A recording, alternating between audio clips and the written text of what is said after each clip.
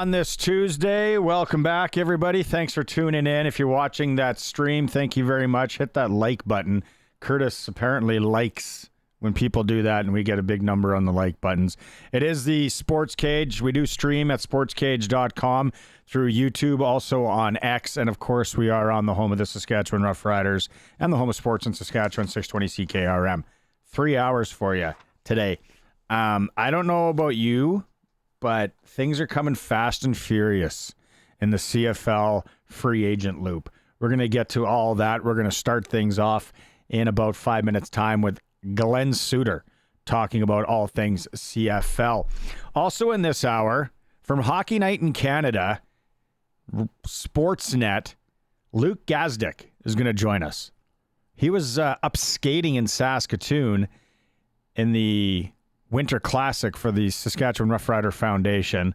We're going to run down that game. We're going to get a play-by-play from him in that one. Talk NHL.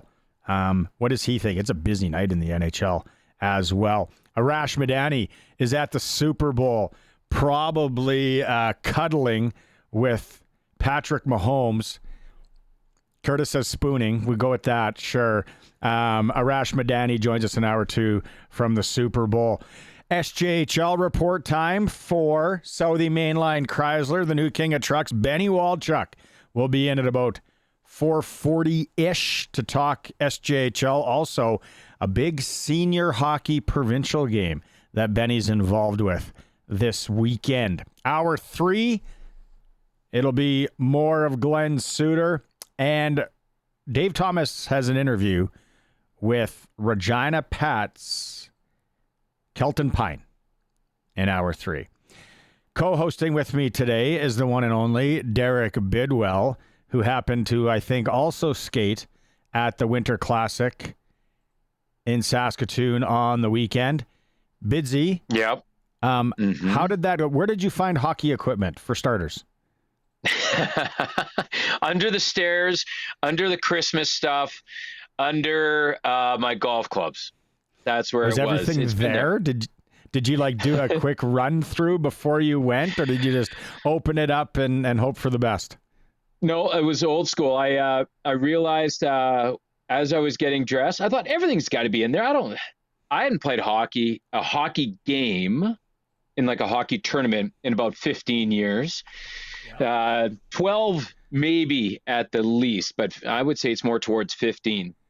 And then I was getting dressed, and I want to make sure skates are there. Okay, whatever, helmets in there. And then I got dressed, and I was just about dressed, and I realized, no elbow pads. Yeah, no elbow pads. And then the guys are like, I don't know, I don't think you'll need them. I'm like, I'm pretty sure I'm going to go cracking down on these pointy elbows here. It's going to hurt. And so I had to improvise. And you can ask Luke about this, because Luke's sitting beside me. I'm like, this is a dumb question. You wouldn't happen to have an extra pair of elbow pads, would you? And he's like, no. And so I asked the equipment guy there, George, with the riders, no. And I was like, you know what? It's not like I just need something to break the fall, like in case I do take a tumble here or whatever. So I had some old hockey socks in my bag. So wrap them around the elbows, and then just took some shin pad tape and wrapped them over there. And it was actually absolutely fine. Didn't interfere with anything because I was brutal anyway. So it just up and down your wing, right? Didn't do anything. Didn't do anything special. Okay. I've seen the sock thing, and that's where I was going to say, did anyone have any extra socks? I'm trying to remember if it was a senior game or just a rec game, but same thing. A guy forgot. It was actually, I think, one elbow pad, though, not both of them. So it's like, we'll do the sock thing, but then another guy had an extra can or a cup or a, what do they call it, a Jill? No, but it was a male game. So, and then he taped that with the sock. Oh, wow. Yeah, so it was, there was a little bit of plastic, I guess, protection too. All in all, how are the you're an in shape guy, but hockey in shape and like gym in shape are two different things. Lungs were absolutely fine, not being a Fonz. I wasn't too worried about that. I wasn't worried about the lungs, and it turned out that it was good. I was worried about the muscles because I run honestly, probably 5-6 times a day. But as you know, that's legs going forward, not to the side, to the side, to the side. I thought my groin was going to be on fire. I thought I'm not going to be able to walk the next day. But good news is I didn't skate really that hard, so I must not have really heard it. No, I was out there giving her. The skating was okay. Lungs were great. You know, it was terrible though. Just terrible was my rash. The puck hand-eye inner thigh rash. Inner thigh. No, I don't. Nothing rubs together there. No, the hand-eye puck. You know, just whatever. And I'm taking shots and I'm hitting guys. Everybody's ducking, and it wasn't quite that bad. But no, just stick handling and stuff after that long, you lose that so fast. You lose it in months, let alone 15 years. Yeah. Like I'm trying to think something that I did 15 years ago. Tetherball. What's that? Tetherball. The tetherball pole. Tetherball's been at least 20. There was always that little cheat code in tetherball where you could wrap it around quickly. Shout out King George tetherball courts. But 15 years ago, something that that's tough, man. Good on you. Good on you. Probably did mini putt, hey? Was it? No, mini putt I just did at the mall up there with Roman's hockey team a little while ago. No, but good on you. A lot of money raised. Great event. Were you on the winning team? I was not, unfortunately. I was on Brett Lother's team, who had won the previous 2 years. Of course, then when I was on their team, then they lost, Brett's pretty good, though, eh? Brett's pretty good. Chris Getzlaff's actually real good, too. They were giving Mitch Picton a hard time. He was iron lungsing it out there. He was going for about a 3-minute shift. And, so they were giving him a hard time. But you know what was great, though? I'll just add this in with riders. Oh, it was beautiful. Shinky would have loved it. 2 old linemen out there. Noah Zur. So he's cruising around. He's 6'5", about 325, 6'6", maybe. And then Peter Godber. No, we have his stats. Colson, 6'7", 330 something? I believe it was 6'6", 330. Oh. Yeah. So he's out there cruising around. And he's out there cruising around. And then the other great one, it's just awesome, was Peter Godber. He had kind of a little ankle thing, right? Like earlier in the year. So actually playing football, right? So I think they're a little bit worried about it. Anyway, his ankles were spatted up real good. He had the laces tightened up, and then he had about a roll of tape around the ankles too. He was spatted for the hockey game. But Peter Godber, Noah Zur, they were awesome. Yeah. That's good. Good rundown. We will talk to Luke Gazdic about that in a bit here. Let's bring in on the Western Pizza guest hotline Glen Suitor, the one and only. Little press coverage with Glen Suitor. You're probably loving all that rec hockey talk, Glen. Imagine not playing for 15 years. I couldn't do it. I couldn't do it. For sure couldn't do it. No, that is crazy. And, I guess when you think of my skill set in beer league hockey is standing in front of the opposing goalie, just go there and stand there. Because I really want to back check, like I really do. But by the time I back check, it's already turned around and going the other way. So I sort of end up just keep chasing it. So I just say, I'll tell you what, I'll stay in this sort of middle of the ice neutral zone area. When you guys get it out of our end, then I'll go stand in front of the goalie. So I guess I could still do that after 15 years. Okay. Chikai. We're going to go back to a couple of weeks ago when Glenn said that guys like to take liberties on him because he's from TSN and he's playing hockey with them. And he's like, everyone wants to take a run at the TSN guy. I think the news flash here, Glenn, is guys like to take a run at you because you stand in front of the goalie in beer league hockey and you cherry pick. So there's your 2 reasons why guys take runs at you. So, sorry to spill the beans. Okay. Stand in front of the net guy. Get out of the way. This is beer league. But the funny thing is, Barney, like I love that battle. Like the defenseman that, and usually I try to hope, like I hope that they're one of their best skating defensemen. So if I tie him up in front, and the second best skating defenseman has to try and get the puck behind the net and blah, blah, blah, and all that with our forecheck going, I'm in there, and I love that battle. Like that is a legit hockey thing. He's trying to move me out of the middle. I'm trying to plant my legs and stay in there. I'm trying to see what the goalie's doing and get in front and be ready for any type of tip or anything like that. But the ones that the liberties were often in the corners. When, I'd go in on a little bit of a forecheck, and here comes the guy. He knows I'm the TSN guy. And in a league with no hitting, there is no hitting in beer league here in North Vancouver. And all of a sudden I'm getting plastered into the glass. But like I said, I'm good with all of it as long as they don't run our goalie or take a liberty on our best guy. Then that's an issue for me. Joining us on the Western Pizza guest hotline to talk CFL football is Glen Suitor. Glen, let's start with the Riders first. There's been a lot over the last 2 days. How are you assessing things? I don't know if it's too early to give a grade to what the Riders have been doing. Which ones jump out at you? Well, Tavon Campbell is to get him back in the Canadian Football League first. You've got a player that could play probably, any position in the secondary, but I'm sure they'll put him out there at corner where he's been. And, that's a ratio buster in a big, big way. A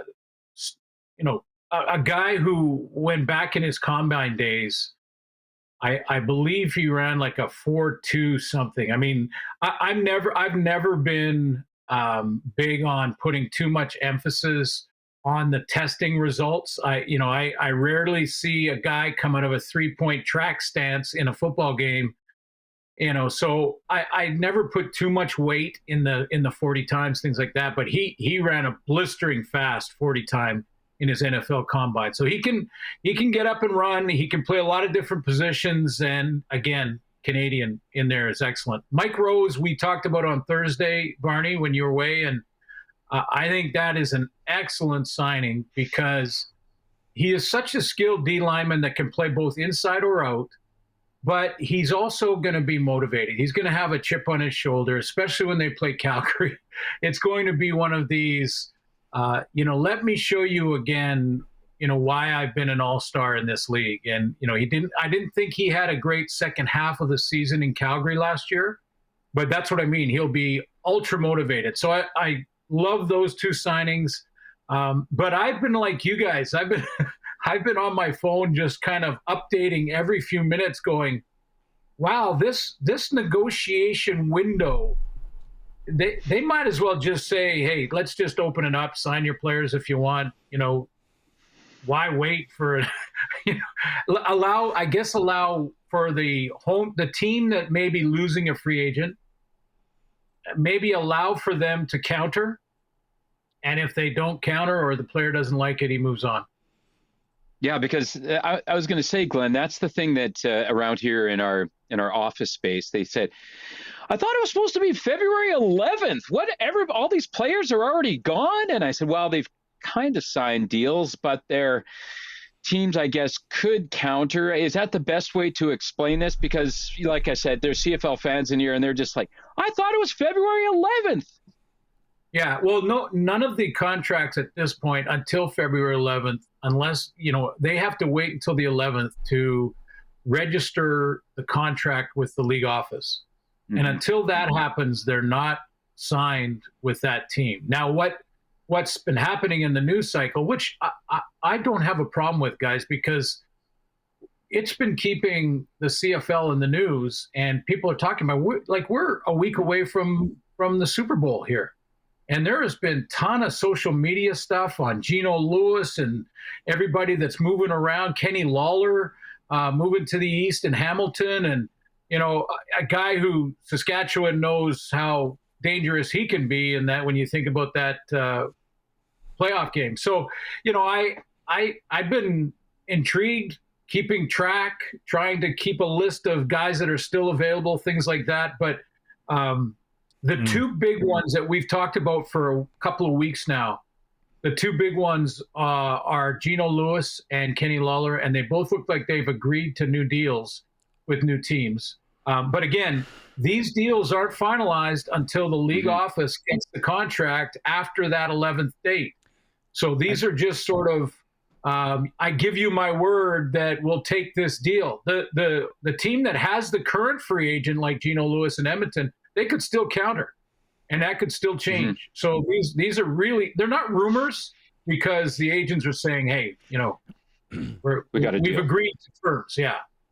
Verbally. Lawler, I think it was 3 Down Nation that had allegedly Lawler's in the neighborhood of $275,000 to Hamilton.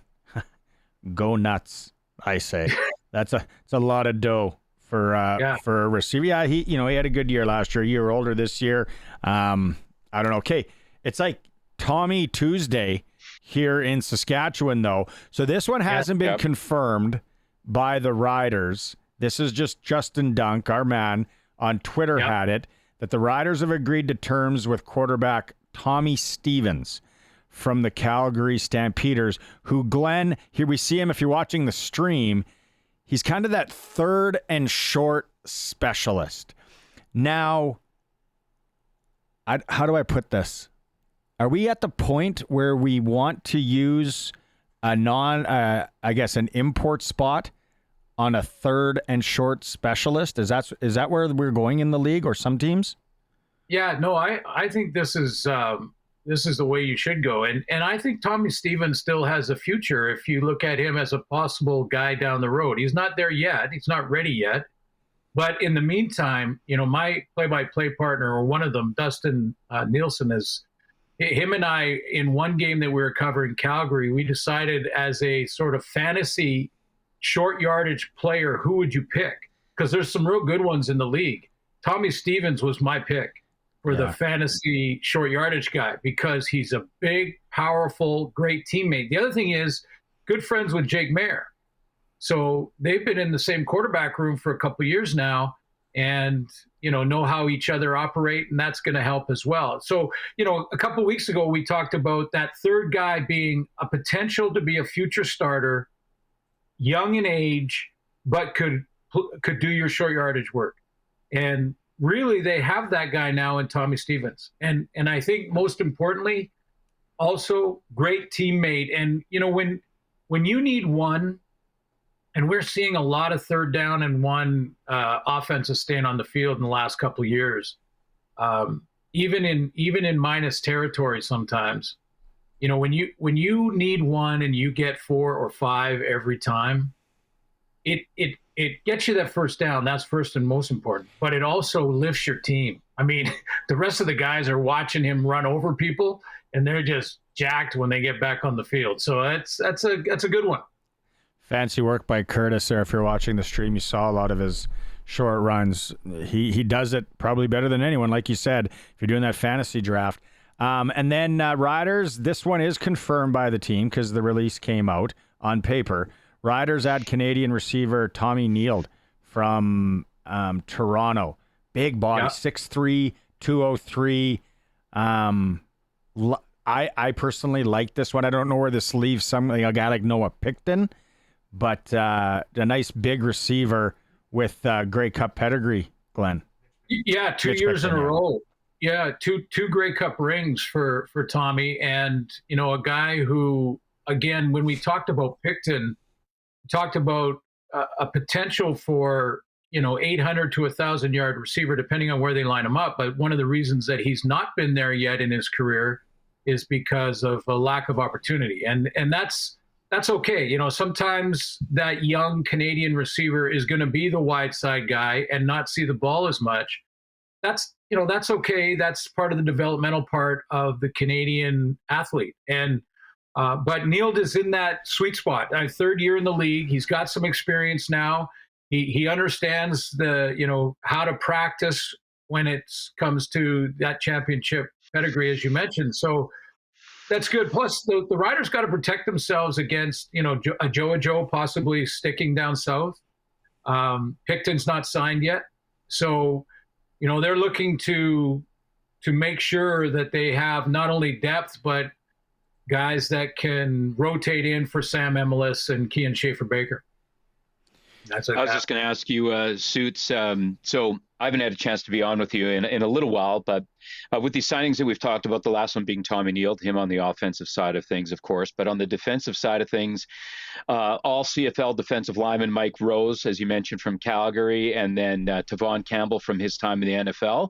They may not be flashy, these some of these signings, like Mike Rose and Tavon Campbell, like we just talked about how great they are. But man, to me, especially obviously on the defensive side of things, they seem very, very solid. Like I said, they may not be sexy or flashy like a Lawler, but man, it sure makes me more excited about their defense, which I found the Riders' defense to be quite exciting to watch last year anyway. This just seems to me like something else to get excited about, because that defense just seems to be that much better.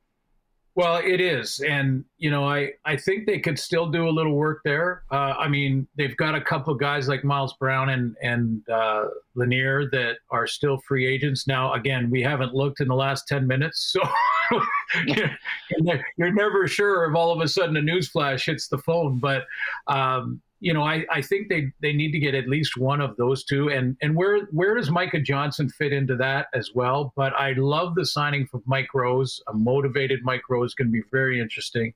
We talked about Tavon Campbell, and how, there's another secondary position. You look at they're on the website right now, the Riders website. Look at their roster and look at their DBs. That's going to be an excellent secondary.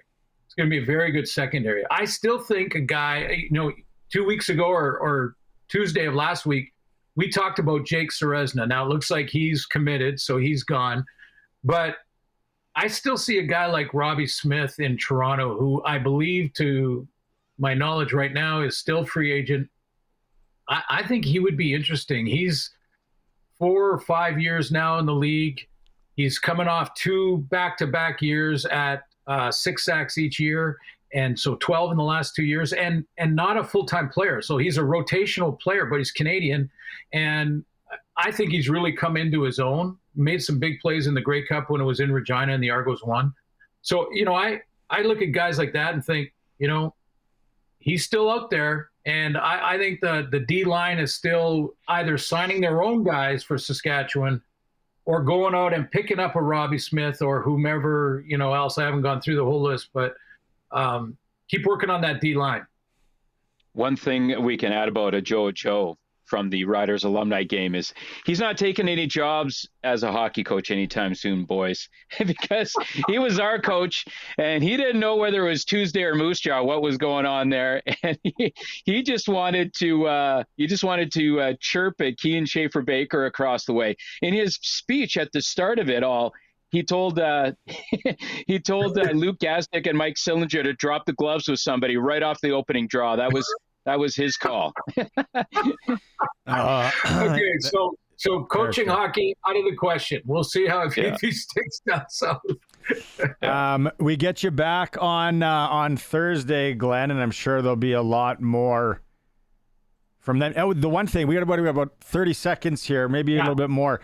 Finally, it sounds like Winnipeg's got an OC, eh?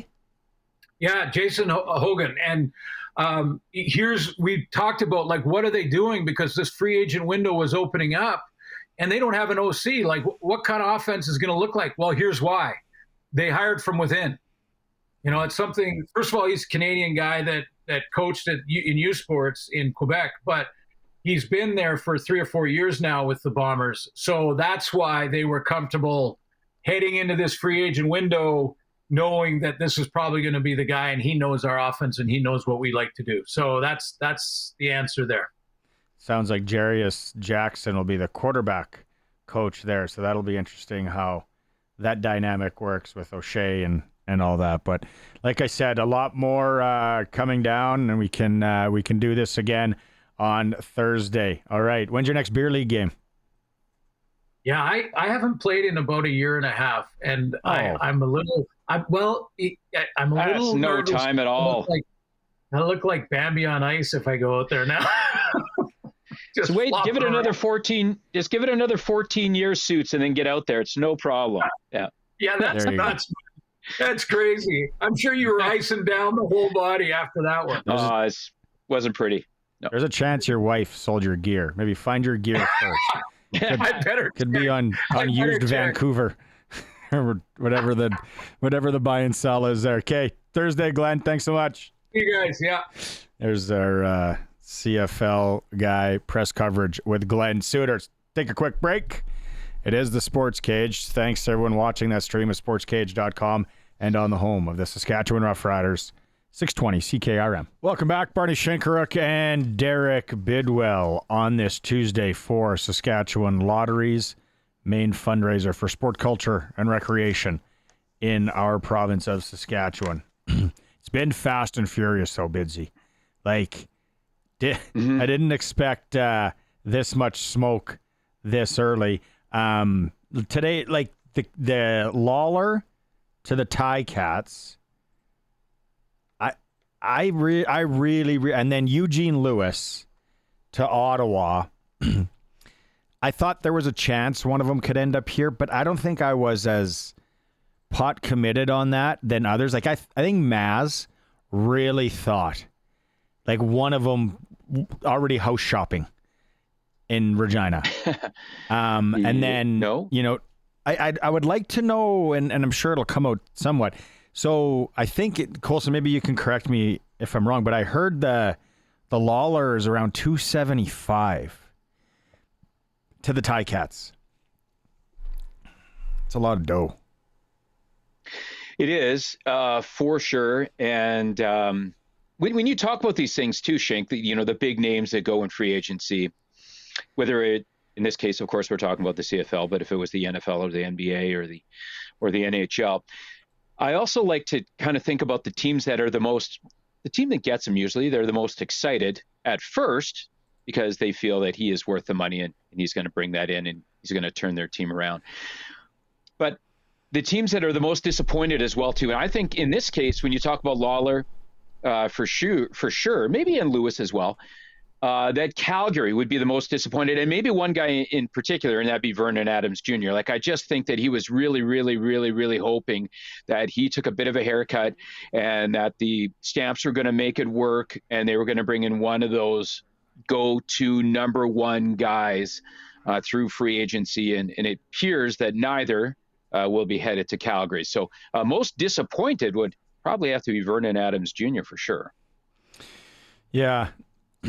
Tommy Neild, Toronto, big body, like we said, and then I think a lot of people, and we're getting messages here too on the Prairie Land Rentals text line, where does this leave Mitch Picton? I guess it's a wait and see. So we can wrap up. We could talk a lot more CFL in the coming minutes, hours here on the show. But right now, when we got him, we got to go.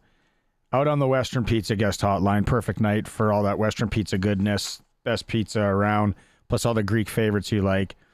Joining us from Hockey Night in Canada and Sportsnet, and played in the Winter Classic on the weekend with Derek Bidwell. Luke Gazdic is joining us. He's on the stream if you're watching him.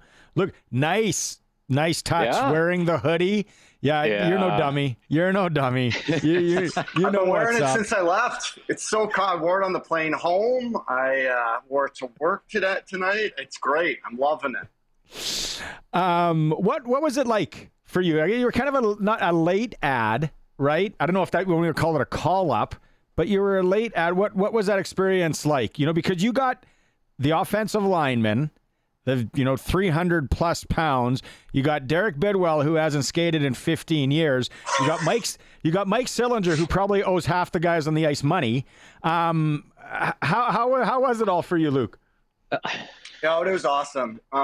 Kelly Chase called me about a month ago, who's a friend of mine from my days in the league, and just being a guy that's been a mentor to me, and asked me about coming out to the Kinsman dinner and also playing in the game on Saturday. I checked my schedule and it was open. So That's a yes anytime for me. I would do anything for that man.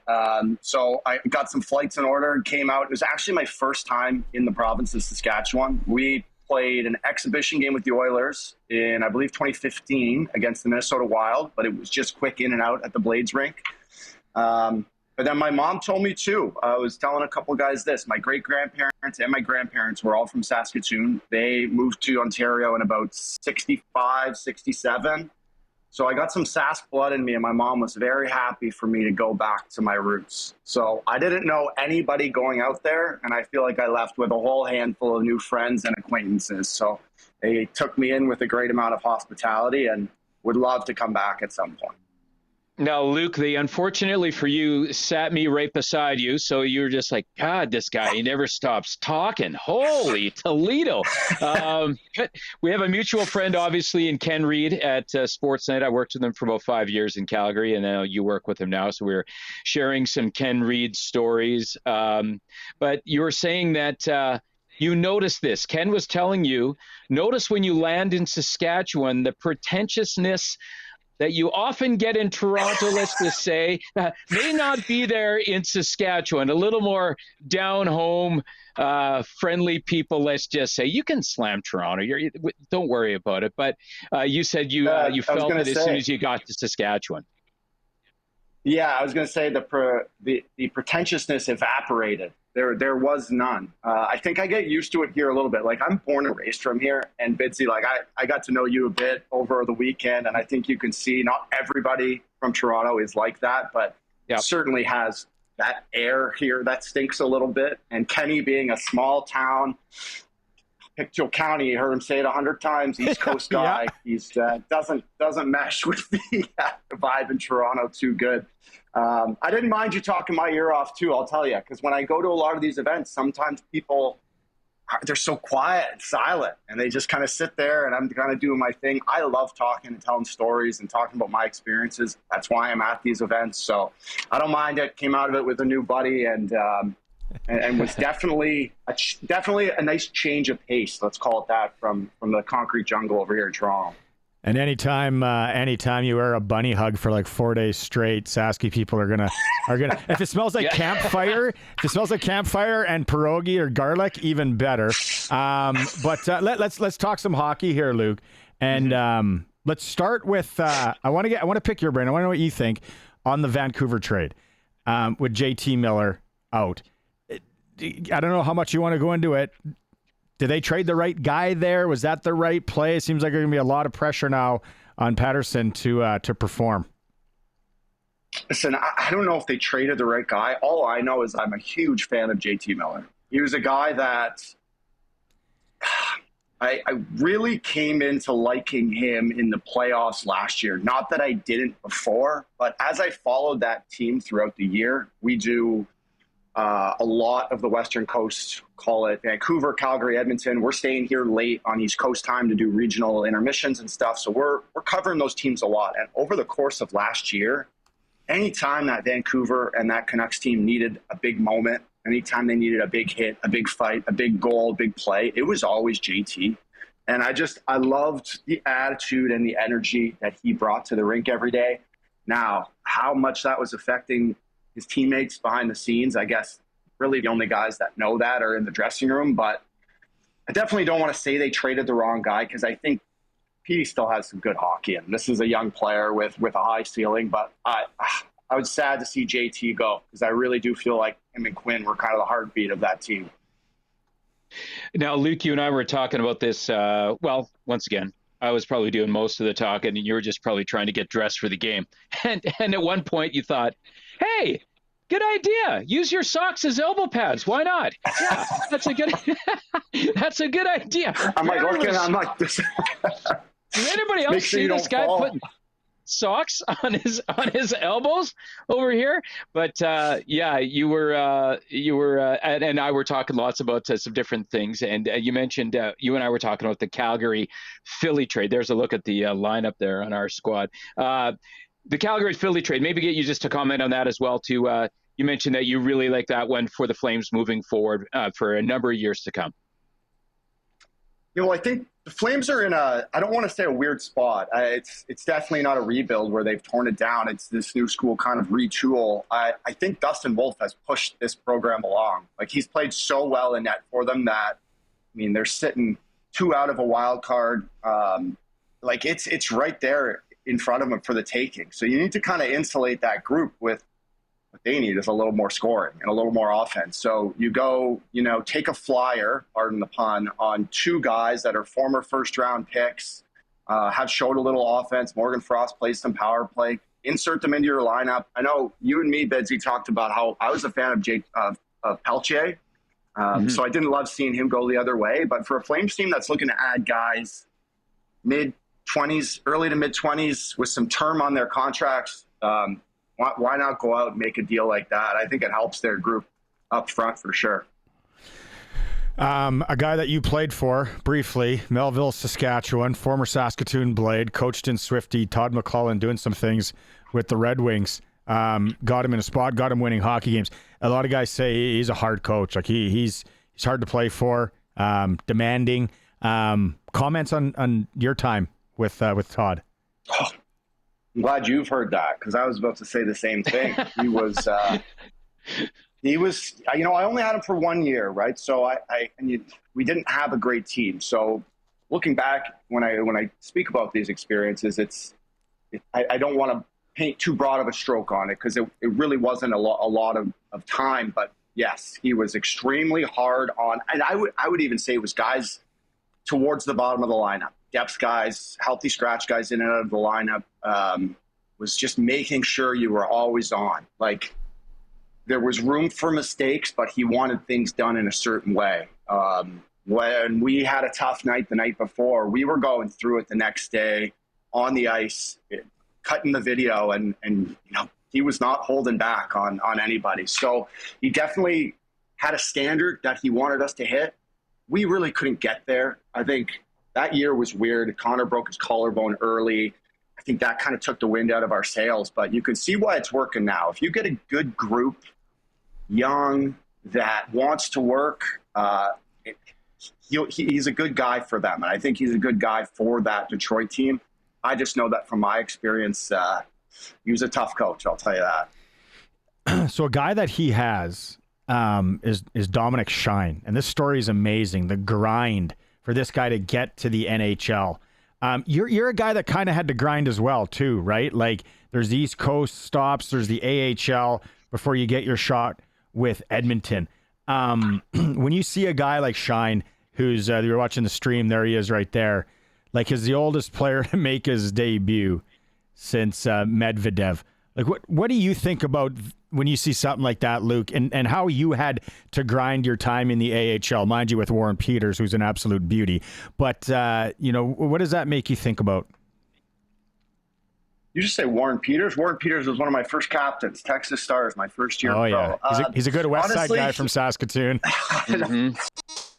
Stuff like this, fills my heart, to be honest, because I relate to it personally. I know the struggles that come with riding a bus for as many years as guys do, and thinking there's no light at the end of the tunnel, and just putting your head down and continuing to work. I have a segment we do every Friday on the Hockey Central show here called Gaz's Grinders, where I pick a guy that you don't necessarily see in the headlines throughout the week, but someone that's had a good week in whatever it is, blocking shots, hitting, and Shine is definitely on the short list for guys that I feature that for. I played almost 300 games, 276 American League games before my first NHL game. I was actually on the way down to the minors for a 5th year when Edmonton picked me up on waivers. So, I know all too well what it's like to be down there and to be fighting and, getting just torn apart by coaches and, the jungle that comes with playing in the American Hockey League and the East Coast League for that matter. So a lot of stick taps to a guy like Dominic Shine to continue the positive outlook, and good on him, man. That stuff really fires me up. Last one I'll say about Todd McClellan. He actually was my neighbor growing up in Saskatoon. He's about 6 years older than me. And when he was on the Blades, we were all excited to be playing with him and another guy on the Blades, street hockey with the orange ball. It was like minus 30. And Todd and his buddy that were at the Blaze. I can't remember who it was. Maybe Dean Holline or something. Anyway, they thought it was hilarious if they would snap the frozen orange ball off the little kid's legs. And so I was trying to run away, and actually I was running away, and I wasn't even looking where I was going, and I ran into a parked car, and I scraped up my elbow. Now, had I had the hockey socks around my elbows, I would have been completely fine. Yeah, big elbow guy. Just a classic game of street hockey in Saskatoon, hey? Big elbow pad guy. Okay, I got one more for you. And you talked about that East Coast, that AHL grind. Is there one story? Is there one road trip? Because you hear some of those East Coast League stories. You know, the per diems guys. You know, ramen noodles are a big thing. Is there one story that you think about when you were grinding there? That you talk about the light at the end of the tunnel. Oh, that's a great question. You know what? Not one specific one, but back. Oh, I got a couple now that I'm thinking of. But back in the early days of when I was there in the AHL, we played 4 and 5. So we would fly into a city like Peoria. We play Wednesday night. We'd drive to Rockford, and then we would go Rockford, Chicago, Milwaukee at 2:00 on Friday, Saturday, Sunday. So 4 and 5, and every team had 3 or 4, mutants in every roster. So I fought almost 35 times my rookie year. And so I just remember getting off the bus for the first one Wednesday. It was usually Peoria or some small town like that where we were playing in front of 400 or 500 people, just ushers and family. And no, I was getting ready for an absolute grind of four games coming up against some people who wanted to take my head off. So I don't miss those days at all, I tell you. I have a lot of pride in how getting through them, but I don't know if I could do that again. How did you start the broadcast thing? Because you're great at it. Oh, I appreciate it. You know what? I moved back to Toronto here after my last pro season cut off short due to a pandemic. And I got a call from someone at Sportsnet asking if I wanted to do some Oiler intermissions with Gene Principe, just some game thoughts and stuff. So I drove into the studio. I tried a couple games. I had no clue what I'm doing. I still don't think I had a clue to what I'm doing here. But 2 games led to 4 games, led to doing some other stuff around the league. And here we are, like 2 years later on Hockey Night in Canada with Rob McLean and doing national games across the country. So it has been an extremely rewarding experience, gratifying, humbling, should be a good one too. And I'm enjoying every minute of it here. Hey, great career, both sides, the NHL and the broadcast. I wish we had more time, Luke. Just an absolute pleasure to have you on. Thanks, Bidsy, for setting it up. It all started with elbow pads, right? It all started with socks as elbow pads. Right on. Thanks, guys. I appreciate it. Yeah, thanks, Luke. That is Luke Gazdic from Hockey Night in Canada and Sportsnet joining us here on the SportsCage. We got to take a quick break. We're up against the clock. We're streaming at SportsCage.com. Thanks to Saskatchewan Lottery, sponsor of the Tuesday show. Derek Bidwell, Barney Shynkaruk, Colson, and Curtis. We got a plethora of text to get through on the Prairie Land Rentals text line. Also, thanks to people that are chiming in on YouTube. Where do we want to start? First off, I'll go. We haven't talked enough elbow pads today, so let's go. I got one here. It's got to be one. Guy forgot his chest protector years ago in Cornack. Barkley, big listener, shout out. How's it going? So he had a catcher's chest protector, like a baseball catcher's chest protector, and the boys wrapped my arms and shoulders in hockey socks. I said, no high shots in warm up. 3 off the collarbone. Of course. Idiots. Okay, then we go to the, like I said, Prairie Land Rentals text line. We got some, okay, well, that's hockey. Let's go football here. Jeff, safety dude Jeff, says, can you guys tell me who we have as running backs and how are we looking there?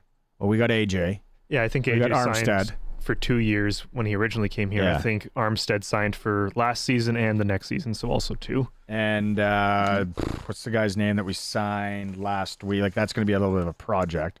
So we're good in the running back position. Yeah. Yeah.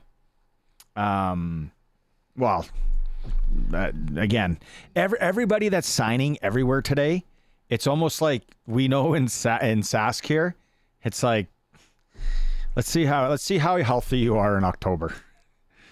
You know, a lot can change, but I think we're good at the running back position. We also got Tommy Stevens. He's basically a running back, so safety. I want to get into that. And then that's not official from the Riders yet. We don't have that on Roughrider letterhead paper. Tommy Tuesday, Tommy Stevens, and Tommy Neild. Neild is confirmed as a receiver.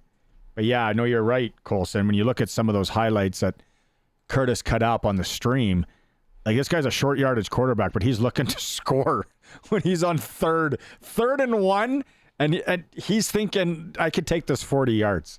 I could take this to the house. If you're watching the stream, there he is. Like, this is impressive stuff. I don't know though, Bidsy. Like, it's weird, and maybe it's just the old curmudgeon in me. But I'm like, okay, so we're using a non-national on a short yardage quarterback now. Like, can't we get Del Duncan Busby to do that, or Ratkovich, or I don't know. Yeah. Well, the problem is going to be there's other little nuances too, of course, and that is absolutely commanding the huddle, getting the snap from the center, the cadence, people jumping offside, a whole debacle that could happen there. He looks very much like Chris Streveler, doesn't he? Yeah. Yeah, because he's just a monster, and he just wants to put his head into people and run them over. That only lasts for so long, but yeah, he's exciting. He makes 3rd and 1 exciting anyway. Look at this. This guy's an athlete too, and he's huge. What did you say his stats were, Colson? He's 6'4", 245, and he's put him at tight end or slot back. Just get him to box guys out. Well, yeah, he got drafted in the NFL by the Saints, and when they drafted him, they tried to move him to tight end. Yeah, I was going to say they would try to move him, yeah. He's got a laundry list. Like, he was a bit of a suitcase there. He's got a few NFL stops. Yeah, so drafted by the Saints, didn't make it there, lasted till November. The Panthers picked him up that year, and then he played 1 game with them, and 24 yards on 4 rushing attempts, then over to the Giants. Lasted a week there, and where everybody goes, all quarterbacks go to die. Yeah, and then the Stamps picked him up in 22. He had a couple attempts there with him, and the last couple of years he's been running off 150 yards, 200 yards over the course of the year. Well, it's funny too that you mentioned. It's funny too that you mentioned New Orleans, because I mean, they got Taysom Hill there. That is that guy. Like, he's that big Streveler type of body, or this guy, Stevens type of body that keeps the ball a lot and puts his head down and gets you some yards that way too. So I could see why the Saints wouldn't want 2 Taysom Hills, but he's that type of player anyway. So maybe Riders see a spot for him as their 3rd guy. Taysom Hill, 6'2", 221. So a little smaller. Yeah. A little smaller. The same type of run, Tommy's bigger. You can see. Yeah, he is. Tommy's bigger. All right. A lot of people are liking that. Lighten up our YouTube channel and our text time. We got to go to break, though. Hour 1 in the books. And we come back. We hear he's in a Kansas City Chiefs onesie. We'll be joined by Arash Madani live from the Super Bowl in New Orleans. It's a Sports Cage. Thanks to everyone streaming and liking that stream. Hit that like button, please. Curtis says if we get to 10, he gets free tacos. Taco Tuesday. And we're on the home of the Riders, 620 CKRM. It's for Saskatchewan Lotteries, like you said. Barney Shynkaruk, Derek Bidwell, CNC Production Company, also here. It's Taco Bout Tuesdays at the Canadian Brew House. 2 locations in Regina, 1 in Moose Jaw. They got 2 or 3 in Saskatoon, and 1 in PA now. If you're up there as well. The OG beef and chicken fish ordinaire taco, you can upgrade to a gordita for 99 cents. We're just $3.49. So if you're craving some Mexican tonight, as it's minus like 76 here on the prairies over the next, and we're getting a bunch of snow, go have tacos. They got Jose Cuervo tequila, $5.99 for a shot of tequila. There you go, Bidsy. And buckets of Corona. If you just want a diesel bunch of beers, $23.99, Canadian Brew House. Now I'm craving tacos. Curtis gets tacos. if we get to I think it's 15 likes on the YouTube channel, I thought it was 10. he gets just change the numbers around? In 10 American, 15 Canadian. It's quite a deal he's got. Inflation. I'll get you. Please like. The Prairie Land Rentals text line is always open. Thanks to everyone who's been chiming in so far, whether it's hockey related or CFL, mostly CFL on this. We got. I got to give this guy one. Where is it here? Let me find it. Rick in Hamilton, in the Hammer. It's probably Rick the Temp. It might be Rick from Much Music. With the signings in Ottawa and Hamilton today, who has the top receiving core in the CFL? It's a loaded question. Anyone want to tackle that one? I'd say Riders. Dante Meyer's going to be healthy. Watch out for Duncan Busby this year too. Yes, I'm grasping at straws. But no, you know what? And I like Tommy Neild in the fold. I don't know. That's a tough question. Top receiving core. I don't think it's Ottawa, Rick, because I don't know if Drew Brown's going to be upright to be able to throw the ball to Eugene Lewis. It's like, yeah, you can go sign a receiver, but can you get him the ball? It's not flag football. You need an offensive line. Need a few different parts there. Anyone else want to answer that for Rick and Hamilton? You're the sports guy. I'm not Nostradamus though.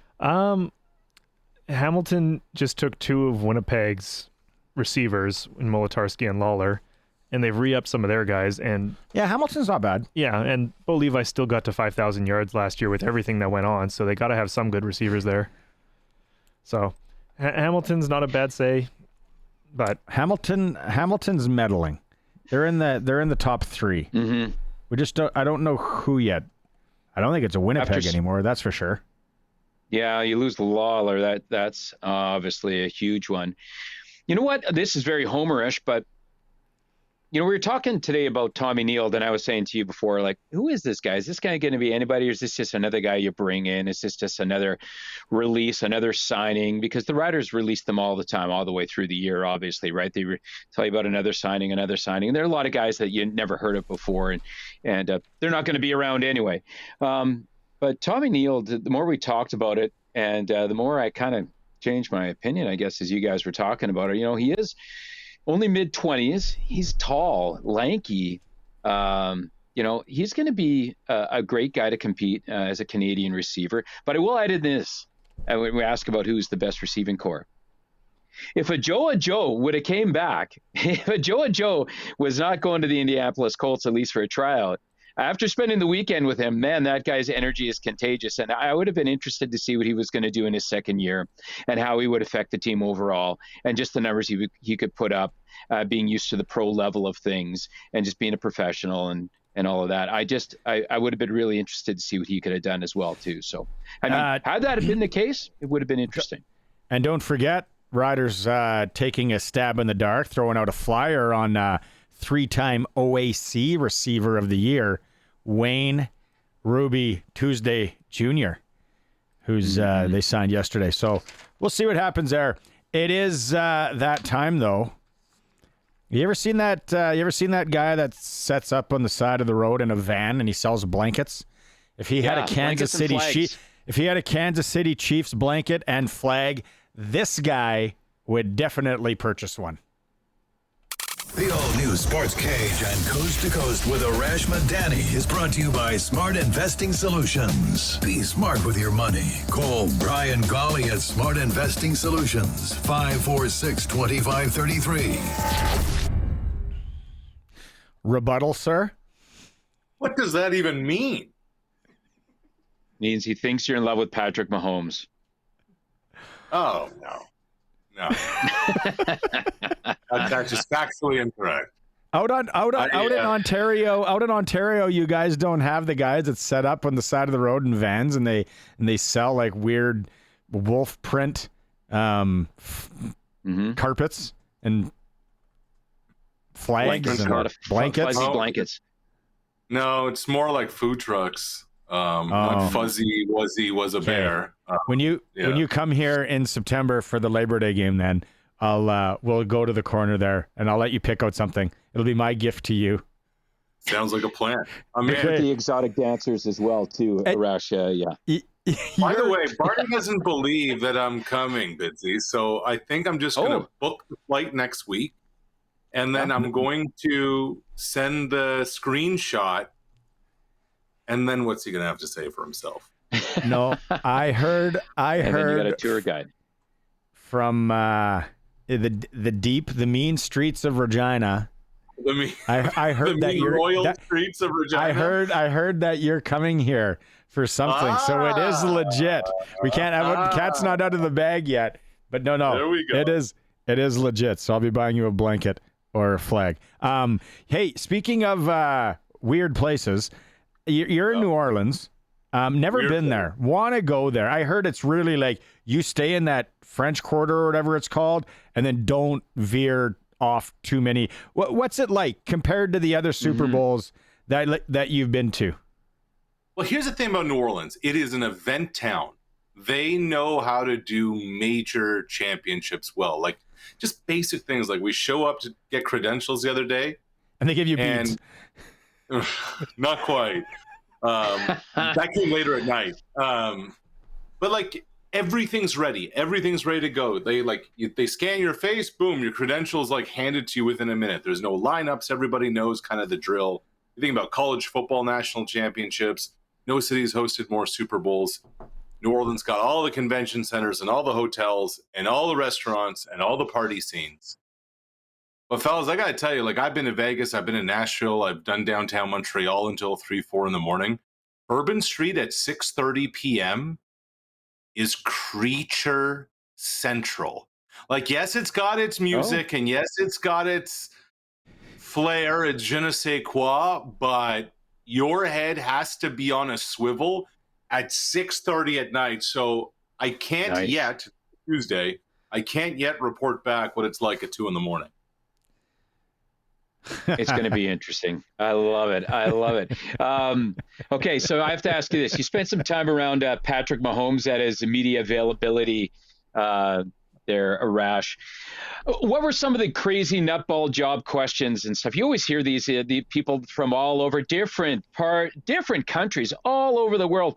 And sometimes they dress all goofy and they're trying to get their attention. They even try to embarrass, or at least make their face turn a little red. To Tom Brady one year, remember that? So somebody was dressed up in a wedding dress and proposed to Tom. Yeah.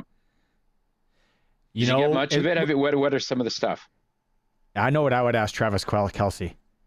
What would you ask Travis Kelce before I get into it? Yeah. Any chance that you would buy Taylor the same dress that Kanye West's wife was wearing? Oh God. You know what I would ask? I should ask Travis? Like, if I had any time with Travis off to the side, and I'm being dead serious about this one, with his buddy Zach playing quarterback in the CFL, the fact that both Travis and Jason have come up to Hamilton before they took a private jet when Caleros was playing for the Ticats, like with all the money that Travis and Jason have made and all the different business interests that they have, would you ever entertain buying a CFL team? Would you ever entertain being an owner of a franchise? Like Travis and Jason combined probably have a net worth of around $250 million. And that doesn't even include the biggest rock star in the world. I was going to say, Taylor can float them some money too. Sure. But and this is what I don't know. I don't know what what did Edmonton pay other than the debt for that franchise? Usually teams are throwing their keys on the table and you're buying it for $1, but you're basically picking up the debt when these transactions are made. I don't know. I don't know if the Kelce's have ownership money in a league where franchise valuations haven't spiked at all, or not, or if they have any interest in it. I think that would be an interesting question, but they're not going to answer it Super Bowl week. Jeez. I would like to see that. Make that happen. Make that question happen. Like J.J. Watt bought into some soccer team over in England. Brady's done the same. I would think if you played tackle, and obviously Brady's involved with the Raiders, but part of the reason why a lot of pro athletes haven't been able to get into football ownership is because Washington Commanders just sold for $6 billion. Nobody has that cake. But like Vince Carter and T-Mac, they just got into a minority stake of the Buffalo Bills. I think you're going to start seeing more and more of this. And I think Travis and Jason Kelce as owners could do more marketing and publicity for the CFL than what the league office has probably done in the last 20 years combined. There's a commissioner chair open. By the CFL. Yeah. And the power of the herd. FOMO. All those buzzwords. Maybe someone else will buy one then. Just be taken over by former NFLers and podcasters that have oodles of money. I remember 20 years ago when I worked for the now defunct Ottawa Renegades. Yo Murphy played in the NFL, lives in Tampa. He now works as a strength coach with a lot of these Major League Baseball and NFL guys. Yo was saying, hey, man, I should talk to Derek Brooks, who at the time was worth like $75 million or something like that with the Buccaneers. I should talk to Brooks about buying this team. And I'm like, yeah, you should. Like, it'd be amazing to have a real football player who knows the business side of things owning a franchise. I think that can only be a good thing. And there's been a lot of NHLers that have bought into junior teams, whether it's their junior teams. I think you've seen it in the Okanagan. Zach Hyman just did it. You're onto something, Arash. Shane Doan, Kamloops. Arash for commissioner. Yeah, I'll do the RE Gold, the old bait and switch. I'm going to step aside. I'm going to take my name out of the hat, or take. Okay. I don't want you go with the Rash, and then I can you can give me a cushy job selling. My promise is this: we would make the SportsCage the official podcast of the Canadian Football League. I don't want to do this anymore, though. If I work for you, I just want to sell blankets or something. Off the side of the road in the truck. Give me something easy. This is 3 hours. This is 3 hours every day, bro. Plus the prep time. Plus my other job. I just want cut me some slack. Give me like a Costco greeter, whatever the Costco greeter job is. You know what, Barney? Fine. I will make you the official blanket supplier of the Canadian Football League. That is a vow I will make. A campaign promise that will not be broken. I'm going to get a blanket gun and shoot them into the stands at every stadium. It'll be a thing. It'll be a real thing. You're going to need a huge van. Okay. Let's get back on track. We are in New Orleans talking about blankets and Kelce. If people are on the fence here on who to cheer for in this game, there is a Canadian tie when it comes to the Eagles. Yeah, and I don't think a lot of Canadians know this story, and it's a pretty amazing one. So Sidney Brown is a safety on the Eagles. He's a second-year player. I bet more Canadians will probably know his brother Chase Brown, who's a running back with the Cincinnati Bengals. And if you're watching on the stream, this is Sidney Brown last year as a rookie, taking a Kyler Murray pass 99 yards to the house on a pick six. Now, Sidney and Chase are from London, Ontario. Single parent. Mom ran into some health issues when they were kids, didn't have a lot of money. It was real difficult for them to find a stable roof above their heads. Oof. They used football as their method to find themselves a better life. They actually went down to a prep school in Bradenton, Florida, won a couple of high school championships there, and then got full rides to the University of Illinois, the two twin brothers. And then because of COVID, Mom couldn't even go see them play in college. She surprised them for their senior night. And so here are two siblings who had nothing growing up. Both are in the NFL. And now Sidney Brown is going to go up against Patrick Mahomes in Kansas City and Andy Reid and Travis Kelce and all those guys. And in his second year in the league, coming off a torn ACL late last season, he's going to play in the Super Bowl. And this is, and you guys are both kind of junior hockey guys. This is what I find really cool about this story from a human interest standpoint. I asked Sid, I said, so who's coming on Sunday? He said, well, his brother Chase and mom Rachel And he said, my college roommate. And the only other two people he got tickets for who are going to join the family are his billet parents, the host family in Bradenton, Florida, when they went down to play high school football in Florida.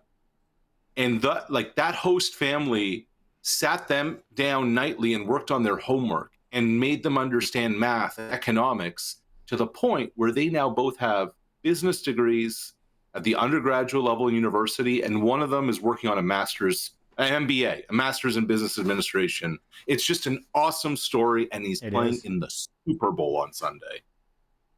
It is an awesome story for sure. Yeah. Really and you know cool. what? Those billet families, they've become so close with these players for obvious reasons, but they really, truly are just like family. Okay, we talked about Travis Kelce. We talked about maybe him and T Swift or his brother Jason could buy a CFL team. Talk about Travis Kelce in this game now. You know what? Let's focus on the other tight end for the Philadelphia Eagles. I got a buddy of mine that just went to, I think, their last regular season home game. And he said, you know what? No, I'm not getting a Jalen Hurts jersey. I'm not getting a Barkley jersey. I'm getting a Dallas Goedert jersey. He loves this guy. This guy comes with it, plays all the games very hard too. Probably underrated, probably underknown around the league. But your thoughts on the other tight end for the other team? Well, so Bigsy, I like the question, and I'm going to answer it in a language that Barney can really kind of relate to. Okay, Chikai. Okay. Yeah, and sprinkling opportunities on Sunday. My thought on the game is this. Steve Spagnuolo is going to try and do everything possible to take Saquon out of the game. And he's going to say, Jalen Hurts, you beat us with your arm. And when you think about the perimeter guys like A.J. Brown and Devontae Smith, that's one thing. But I think Dallas Goedert, outside of Kelce, nobody can feel or create space the way Dallas Goedert can. So if there's going to be space over the middle, if Hurts just wants to make the shorter throws to a sure-handed pass catcher, and when you think about red zone, if they're going to throw the ball, Dallas Goedert to catch 2+ touchdowns on Sunday pays 40-1. Dallas Goedert to win Super Bowl MVP pays 100-1. That's not happening. Look, again, long odds. But we're talking about a game where David Givens of the Patriots has been Super Bowl MVP. Julian Edelman has been Super Bowl MVP. It's long shot odds, but I think Dallas Goedert is going to weigh large in this football game, because I think that Kansas City's linebackers are going to be more concerned with following Saquon than they are going to be on the middle of the football field. Good point. I absolutely think that. And Goddard, one-time touchdown, 1.5 farms on that Sunday for me. Right. I'm greedy. Like, that's the difference. 40-1 for 2. Let's do it. You know? Mm-hmm. Yeah, you bet on the. You're like Homer when he bet on the Washington Generals. I thought they were due. Okay, GOAT conversation time. There's a tie-in here for a gentleman that played for the GOAT, Tom Brady, and for the other guy, Patrick Mahomes. So what if I told you that there was a starter that started in 3 straight Super Bowls for New England and has won back-to-back rings with Kansas City and has blocked for both of them? Joe Thuney was a draft pick of New England, played with them through the 2020 season. When Tom went to Tampa Bay, that was Thuney's last year with New England. And that was the season, remember, that the only Super Bowl Mahomes has lost is when they were under siege, when Tampa's defense absolutely crushed him, beat him up with a decimated KC offensive line. What happens that offseason? KC goes and gives Joe Thuney $80 million. Joe Thuney has now played center, left guard. Now he's playing left tackle out of necessity for Kansas City. He is an interior lineman way out there on the outside. And I chatted with Joe today, and he said you wouldn't believe the similarities between the two of them. Like, just the most normal dudes in the locker room, detail-oriented about everything, willing to come into the offensive line room to talk about blocking protections and the rest. And he just said pros, absolute pros. And so is Joe Tooney, who's willing to do that. Mahomes actually today called him a Hall of Famer, and he may not be wrong on that one. Any take on what's going on up here with free agency? Anything caught your eye, tickled your fancy? You know, like, you think about patterns in pro football and pro sports. Whenever someone's hired in a GM role or a player signing role, when they come from somewhere else, they usually bring people along with them. Staff for sure, but then players. And then now you look at what Hamilton's done. Ted Gavaya's been the assistant GM in Winnipeg for a while now. First two major moves he makes brings a Canadian receiver and an American receiver with him from Winnipeg. And I think a lot of Rider fans are happy to see Kenny Lawler out of the West. I understand it. I think Lawler's got another year as an explosive home run hitter in him, as long as he's healthy. But the Geno Lewis move, that kind of caught me off guard. Yep. Didn't see that coming. I think that's a big ad. But look, what Bo was missing was better receiving threats. And he just got two of them from the two guys who were coming over from Winnipeg. I got to ask you. Oh, go ahead, Shank. No, I was just going to say, you go ahead first. Jeez Louise. I was going to say, you're going to say. I was going to say. Everyone's getting a nosebleed. No, you go. No, I go. You go. Well, somebody needs to buy a blanket off the side of the road over there. Tavon Campbell, though, that signing by the Riders, talk about coming from left field. Can't track down if he balled at all last year anywhere, like even a senior men's league somewhere. But I thought for sure you'd be loving that little out of left field one. Yeah, and usually what happens with NFL vets, and that's what Campbell is, even as a Canadian, is that once you spend a few years in the league and, you know, if you get cut in a training camp, etc., you probably wait at home for a phone call. You wait at home that if a team loses one or two, in his case, defensive backs, hey, maybe they'll want a vet to come in, especially if you have a young secondary or if you're a team that's kind of going for a championship. And the phone call just never came. So it just kind of made more sense for Campbell to wait just in case, especially because his game check would have been, somewhere around $30,000 or $40,000 per week if he had gotten that call. So now the Riders get not only an impact player, but an absolute ratio changer, and that is a huge, huge signing for them.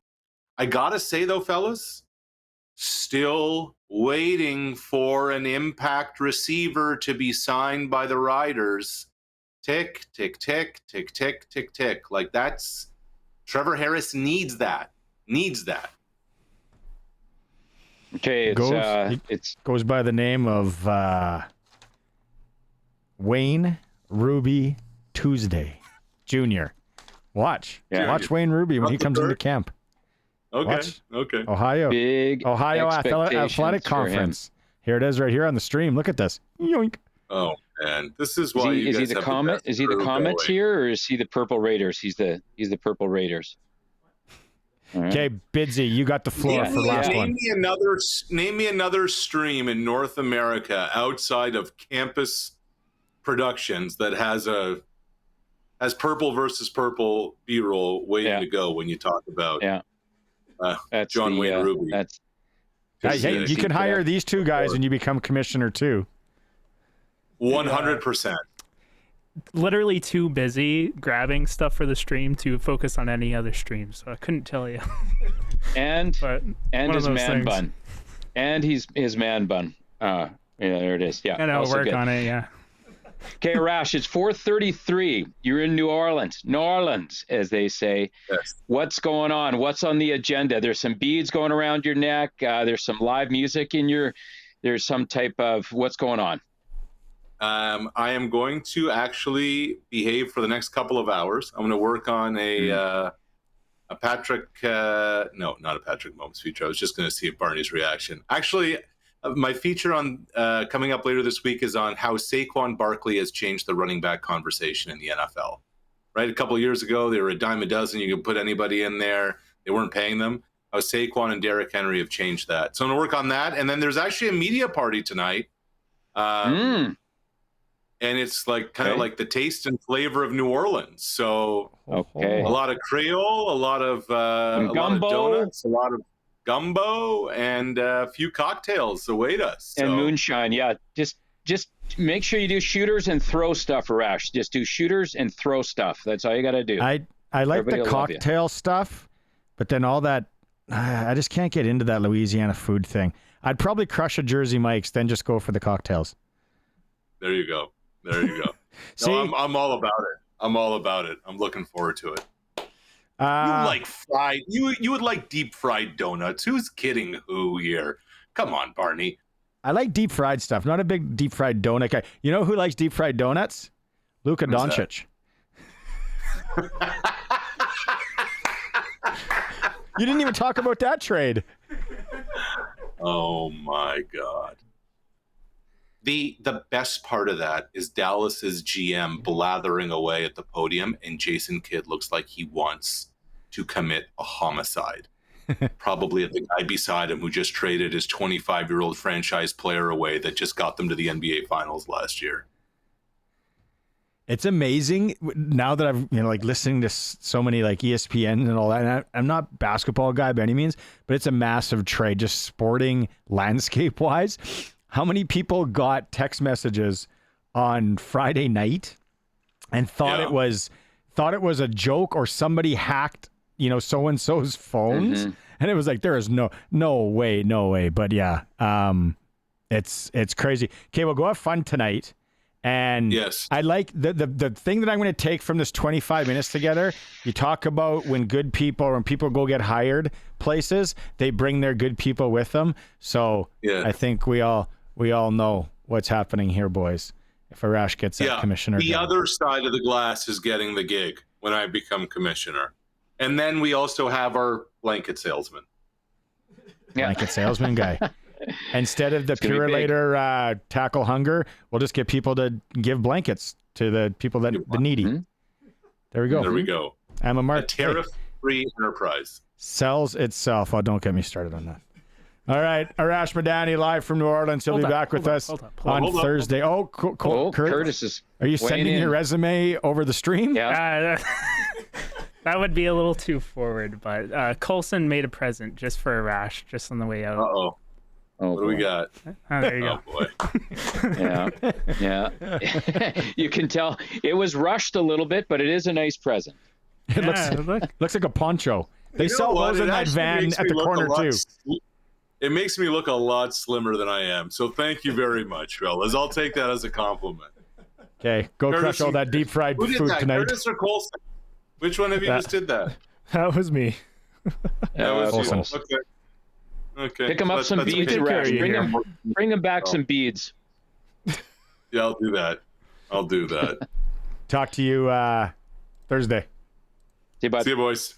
Right on. Coast to Coast with Arash Madani for Brian Golly, Smart Investing Solutions, live from New Orleans. Quick break. When we come back, clutch performer time, and then the SJHL report with Benny Walchuk. It's All New SportsCage, streaming at sportscage.com. Clutch performer time for Nick Service in Emerald Park, your local Massey Ferguson, Challenger, Rogator, Gleaner, and Fendt dealer. Call 781-1077.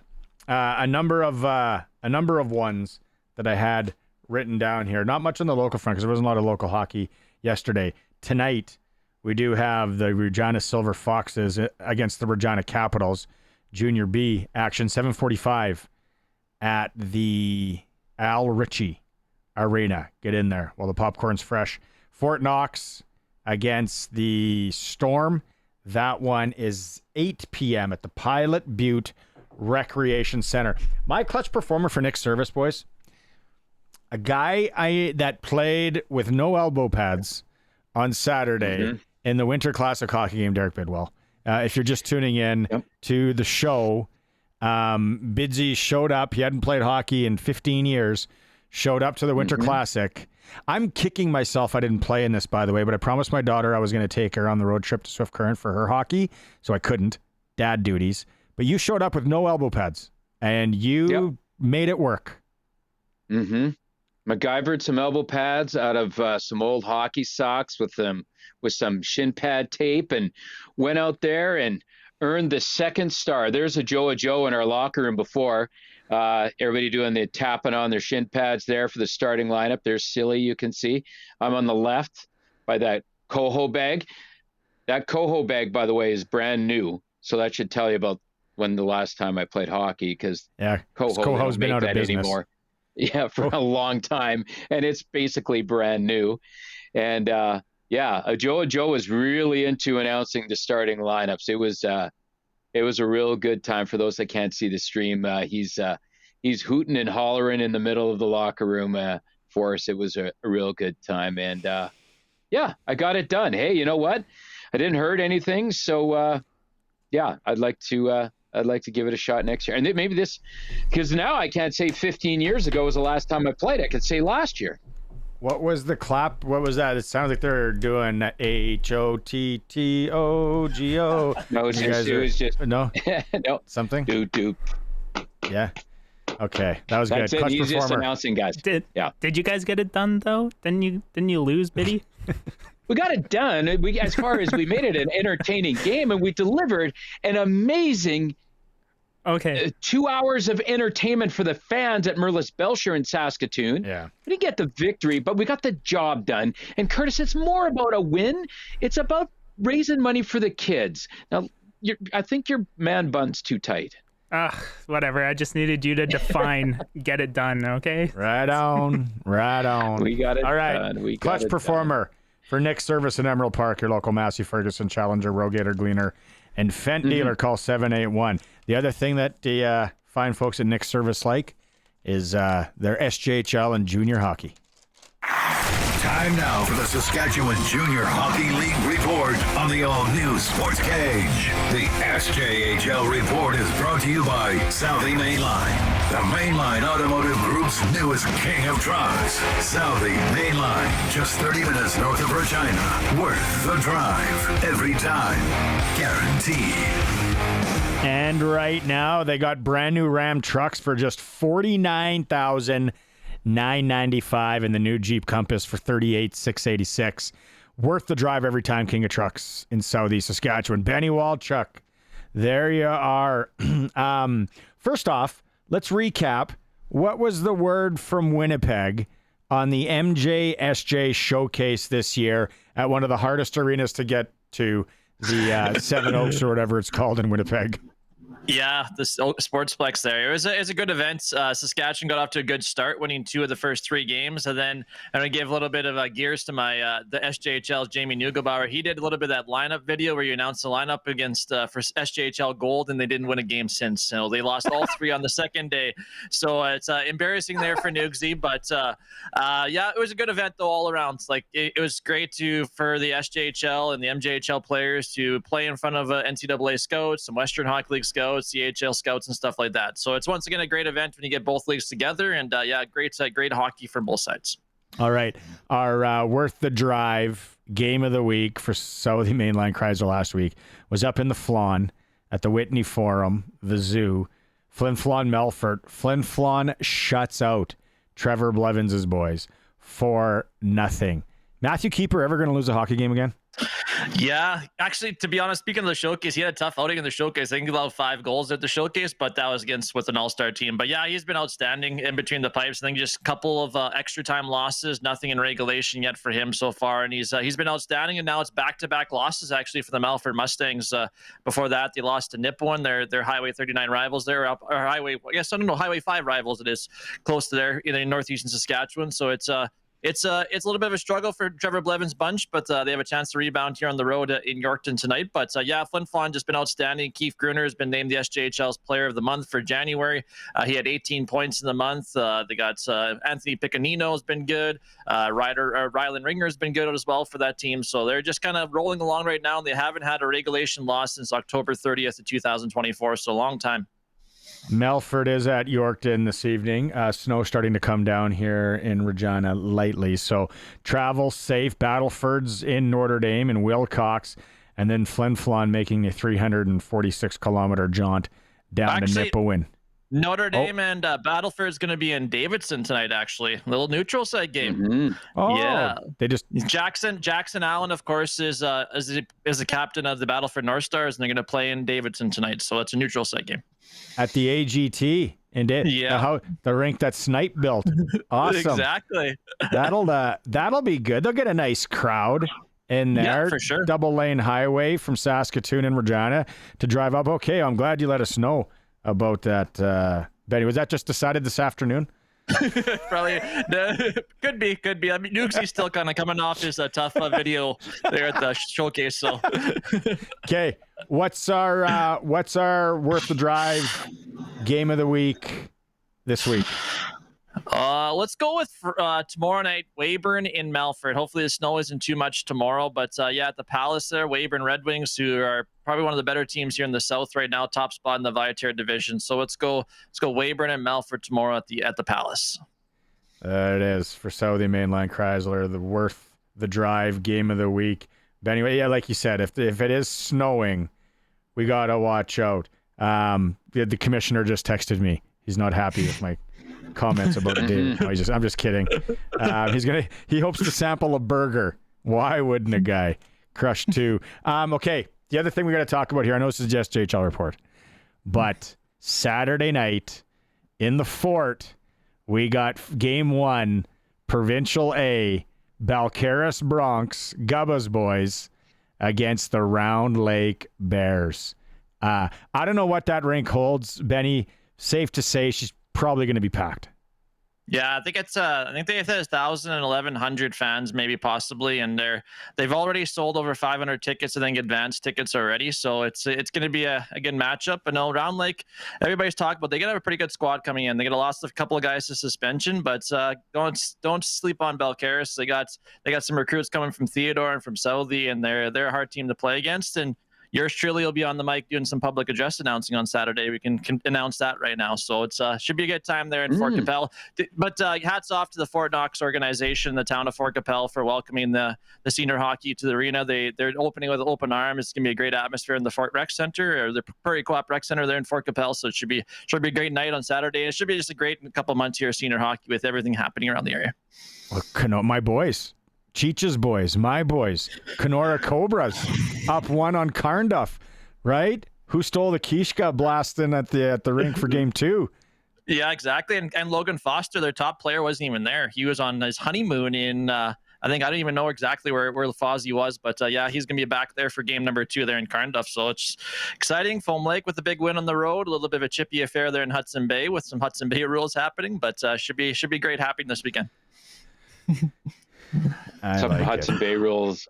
I love it. Hey, going back to the neutral site game, I want to talk to you about that one, the Davidson one. That's going to be obviously a good time. Great to move things around. It's great for the league, great for the people in these smaller communities. I know Kevin Kaminsky does one in Churchbridge every year for his community there. Are there any more still ahead on the schedule for the SJ, or do we wait till just the day of? No, they usually do. Like Notre Dame usually tries to get out in the communities just because their attendance maybe isn't as great as some other communities. So they get out to the Mydales, they get out to the Carlisles, to the Moosemans, to any other place, the Cinnaboys as well. So they try to get across as much as they can. They had the neutral site game in Kenora, so it's great to get out to these local communities. And some of these Kenora the local minor hockey players, this is a big deal. Like, they got the big guys coming to play in my arena, and you have a chance to see a junior hockey game in your community. So it's great to know. Malville usually did one maybe in Fort Capel or Grenfell or something like that in the past, and I know Estevan's done some as well. So it's great for these SJHL squads to get onto these respective communities, and it's a one night only. Like you said, the big boys are playing in my home arena that I play minor hockey in, which is pretty cool. Okay, we'll let you go. We hopefully we'll catch up Saturday. You got to let me in the side door, by the way. I will try. We got a couple of quick trivia questions for you to get in. I was supposed to be telling you answers, so maybe we'll have to give you some trivia questions. Make sure you get in. So, Benny Walchuk and the SJHL Report. Thanks, Benny. No problem, guys. Take care. It is for Southie Mainline Chrysler. 0% financing right now. The king of trucks on Jeep Grand Cherokees. 0% financing. It's a heck of a deal right there. Worth the drive every time, guaranteed. 30 minutes north of Regina, Southie Mainline Chrysler. Break time. It is a Sports Cage. Streaming at sportscage.com. Barney, Shynkaruk, Derek Bidwell, and the Seas on this Tuesday for Saskatchewan Lottery is the main fundraiser for over 12,000 sport, culture, and recreation groups in the province. I'll be buying a Sports Select ticket this evening and supporting those groups because there's 14 hockey games tonight? Something crazy. Our clutch performer for Nick Service in Emerald Park, we had it a little bit ago, and Coulson mustered up. He had his notes. Lost his notes on this one. Which one was it? Andrew Cristall. Oh, yeah. WHL Player of the Week, so that's an easy one. But in 3 games, 11 points. 3 goals and 8 assists. Played with Berkeley Catton. Yeah, leading the league still in the WHL in points. 34 goals, 55 assists, 89 points. Yeah. Yeah. Light. And didn't play for Team Canada. Oh, there's a little jab. Good one. We always have our clutch performer for Nick Service in Emerald Park. Again, local hockey tonight. Junior B in the Prairie Junior Hockey League. Silver Foxes, Regina Capital, 7:45 at the Ritchie, Fort Knox. And the Storm, 8 p.m. in Pilot Butte. SJHL, Yorkton's in the battle, or Melfort's at Yorkton. The Battlefords and Notre Dame's, they're doing the neutral site thing in the beautiful town of Davidson, Saskatchewan. Flin Flon is in Nipawin. Western Hockey League in the Moose Jaw area tonight. Wenatchee is in town. The other 2 games are out west. PG's in Tri-City. Kelowna is in Victoria. Pat Canadians, Notre Dame, 7:30 tonight. AAA Midget Hockey. Pat C's lead by 1 point over Moose Jaw in the standings. This is a game in hand, so they can move 3 points up. Hey, Bidsy and Coulson and Curtis tomorrow. Regina Pats and Western Pizza, 27th annual Have a Heart Night. So if you're listening out there tomorrow, this is a good night to have a Western Pizza, a ZA, and support the Heart and Stroke Foundation. It's raised over $72,000, $4,000 last year. So you order from delivery service, dine-in or delivery at the Broadway, Dewdney, and Albert South locations, and then delivery at the rest of the Western Pizzas. It is the Pats and Western Pizza Have a Heart Night. The boys, Maz and Coulson, will be hammering that tomorrow. It's always a great cause, and it touches a lot of people, heart and stroke. Should we go out on the Prairie Land Rental text line quick? James in Lumsden, with all these QBs in Ryderville, where does this leave Shea Patterson? Or is he done? Will they move him? If I was a betting man, I don't think there's a spot for him anymore. Anybody? Mm-hmm. Anybody? And the thing is you are definitely a betting man. This part we know. So no, it doesn't seem to be that he is in their future. Gary from Winnipeg. It's cold there too. Big Gare.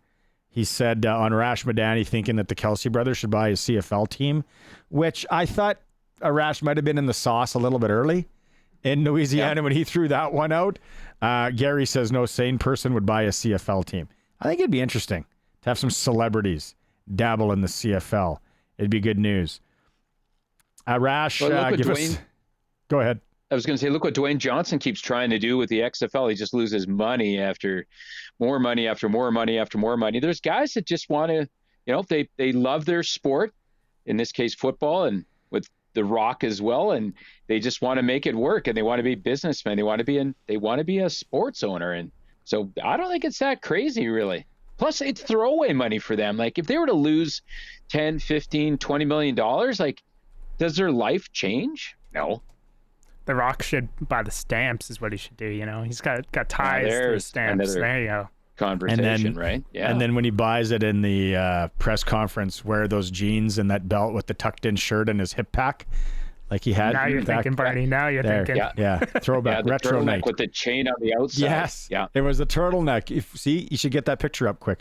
And I'm then not that quick. Hey, Give him Roscoe. the eyebrow. Roscoe from Kindersley is listening to us in Maui, and Roscoe can literally pound Roscoe. sand. He keeps sending us literally pictures of the ocean and Maui, and it's like minus, what is it right now, actually, with the wind chill in downtown Regina, corner of 12th and Rose. Minus 18 feels like minus 31. A block from Bart's on Broad. What did you say it was? Minus 18 feels like minus 31. Lovely. And We got, snow coming. Yeah, we got Snow. minus 20. We got minus 22 here in Toon. It's a good soup night. You guys ever say that to the old lady, to the wife? Hey, it's a good soup night. Yeah, it's cold. Time for break. We come back. Glen Suitor, CFL talk. Dave Thomas. We're going to have Regina Pats, Kelton Pine. Little preview on that as the Pats get ready to play this week. It is the Sports Cage. Thanks to everyone who is streaming and liking it. SportsCage.com. You're driving home around the area. Drive safe. Snow starting to come down. Very, very chilly, as you heard the weatherman say, and we talked about earlier. So if you're driving to any of the local hockey games in the area, what do we got? Maybe a little AAA action. Patsies and Notre Dame, or SJHL in Yorkton. Melfort's in town. Battleford and Notre Dame, little known fact, is being played in Davidson this evening. So SJHL comes to Davidson, the rink that Snipe built. Will be a good one. Flin Flon and Nipawin. That's a 346-hour jaunt on the Iron Lung for the Flin Flon Bombers into Nipawin tonight. Moose Jaw welcomes Wenatchee in the Western Hockey League. Western Hockey League report always for extreme hockey. The CCM Vision sticks and gear have arrived. Also, the Yeti sale continues at Extreme Hockey and Sport. Little Prairie Junior Hockey League tonight. Capitals at the Ritchie host the Silver Foxes. 7:45 puck drop. Get there early if you want to order French fries, though. They just got one of those little perfect fry machines. Takes a long time. So if you got 3 or 4 people, that's backed up. You ain't getting your fries till second period. Start of the second. Fort Knox and the Storm also go at it. That one's in Pilot Butte. They run a big deep fryer. You're fine there on the fry front. Bidsy, will you wager at all on the Super Bowl coming up here on Sunday, or you just sit there and watch? No, I'm going to dabble a little bit in the sports betting for that one. I am interested in the Goddard 2 touchdowns currently at 40-1 odds. I know that's obviously a bit of a long shot, as the odds are, but hey, I don't think that's crazy for those odds to get your money back or make a pretty penny. I'd probably put 20 on that. I don't know. Just do some prop bets. I think. Never say your wagers. Just because people. 20 quarters. 20 quarters. Call them units. Whatever your unit is. I got 20, usually. whatever my unit may be. Yeah. Okay. I didn't know all the rules, but yeah. I think there's a few fun ones out there, and it always makes the game more enjoyable, as you know, as a guy that likes to sprinkle, as you say. Yeah, I'm trying to look. I'm on CoolBet right now, and I'm trying to look for any time touchdown scorer for Goddard, because that's where I'm going 1, maybe 2 units on that one. I feel it's good point, right? They're going to be focusing on Barkley. I don't even mind JLN getting a TD, maybe walking one in on a naked bootleg, as the kids call it, right? So there's some good tush push for sure. Or the tush push, but the naked bootleg for maybe 4 or 5 yards out, little fake action, run out. Yeah, tush push is salt in the wound for Buffalo Bills fan. If you're watching the stream, is Curtis Gammon decided to put up the short Josh Allen play from a couple of weeks ago. It's really a pick'em game, though. It's Chiefs -1. Is Philadelphia. Yeah. Is your heart going in either direction? Like, are you hoping? Oh, like, are you like, I don't want to see them win again, or Philadelphia?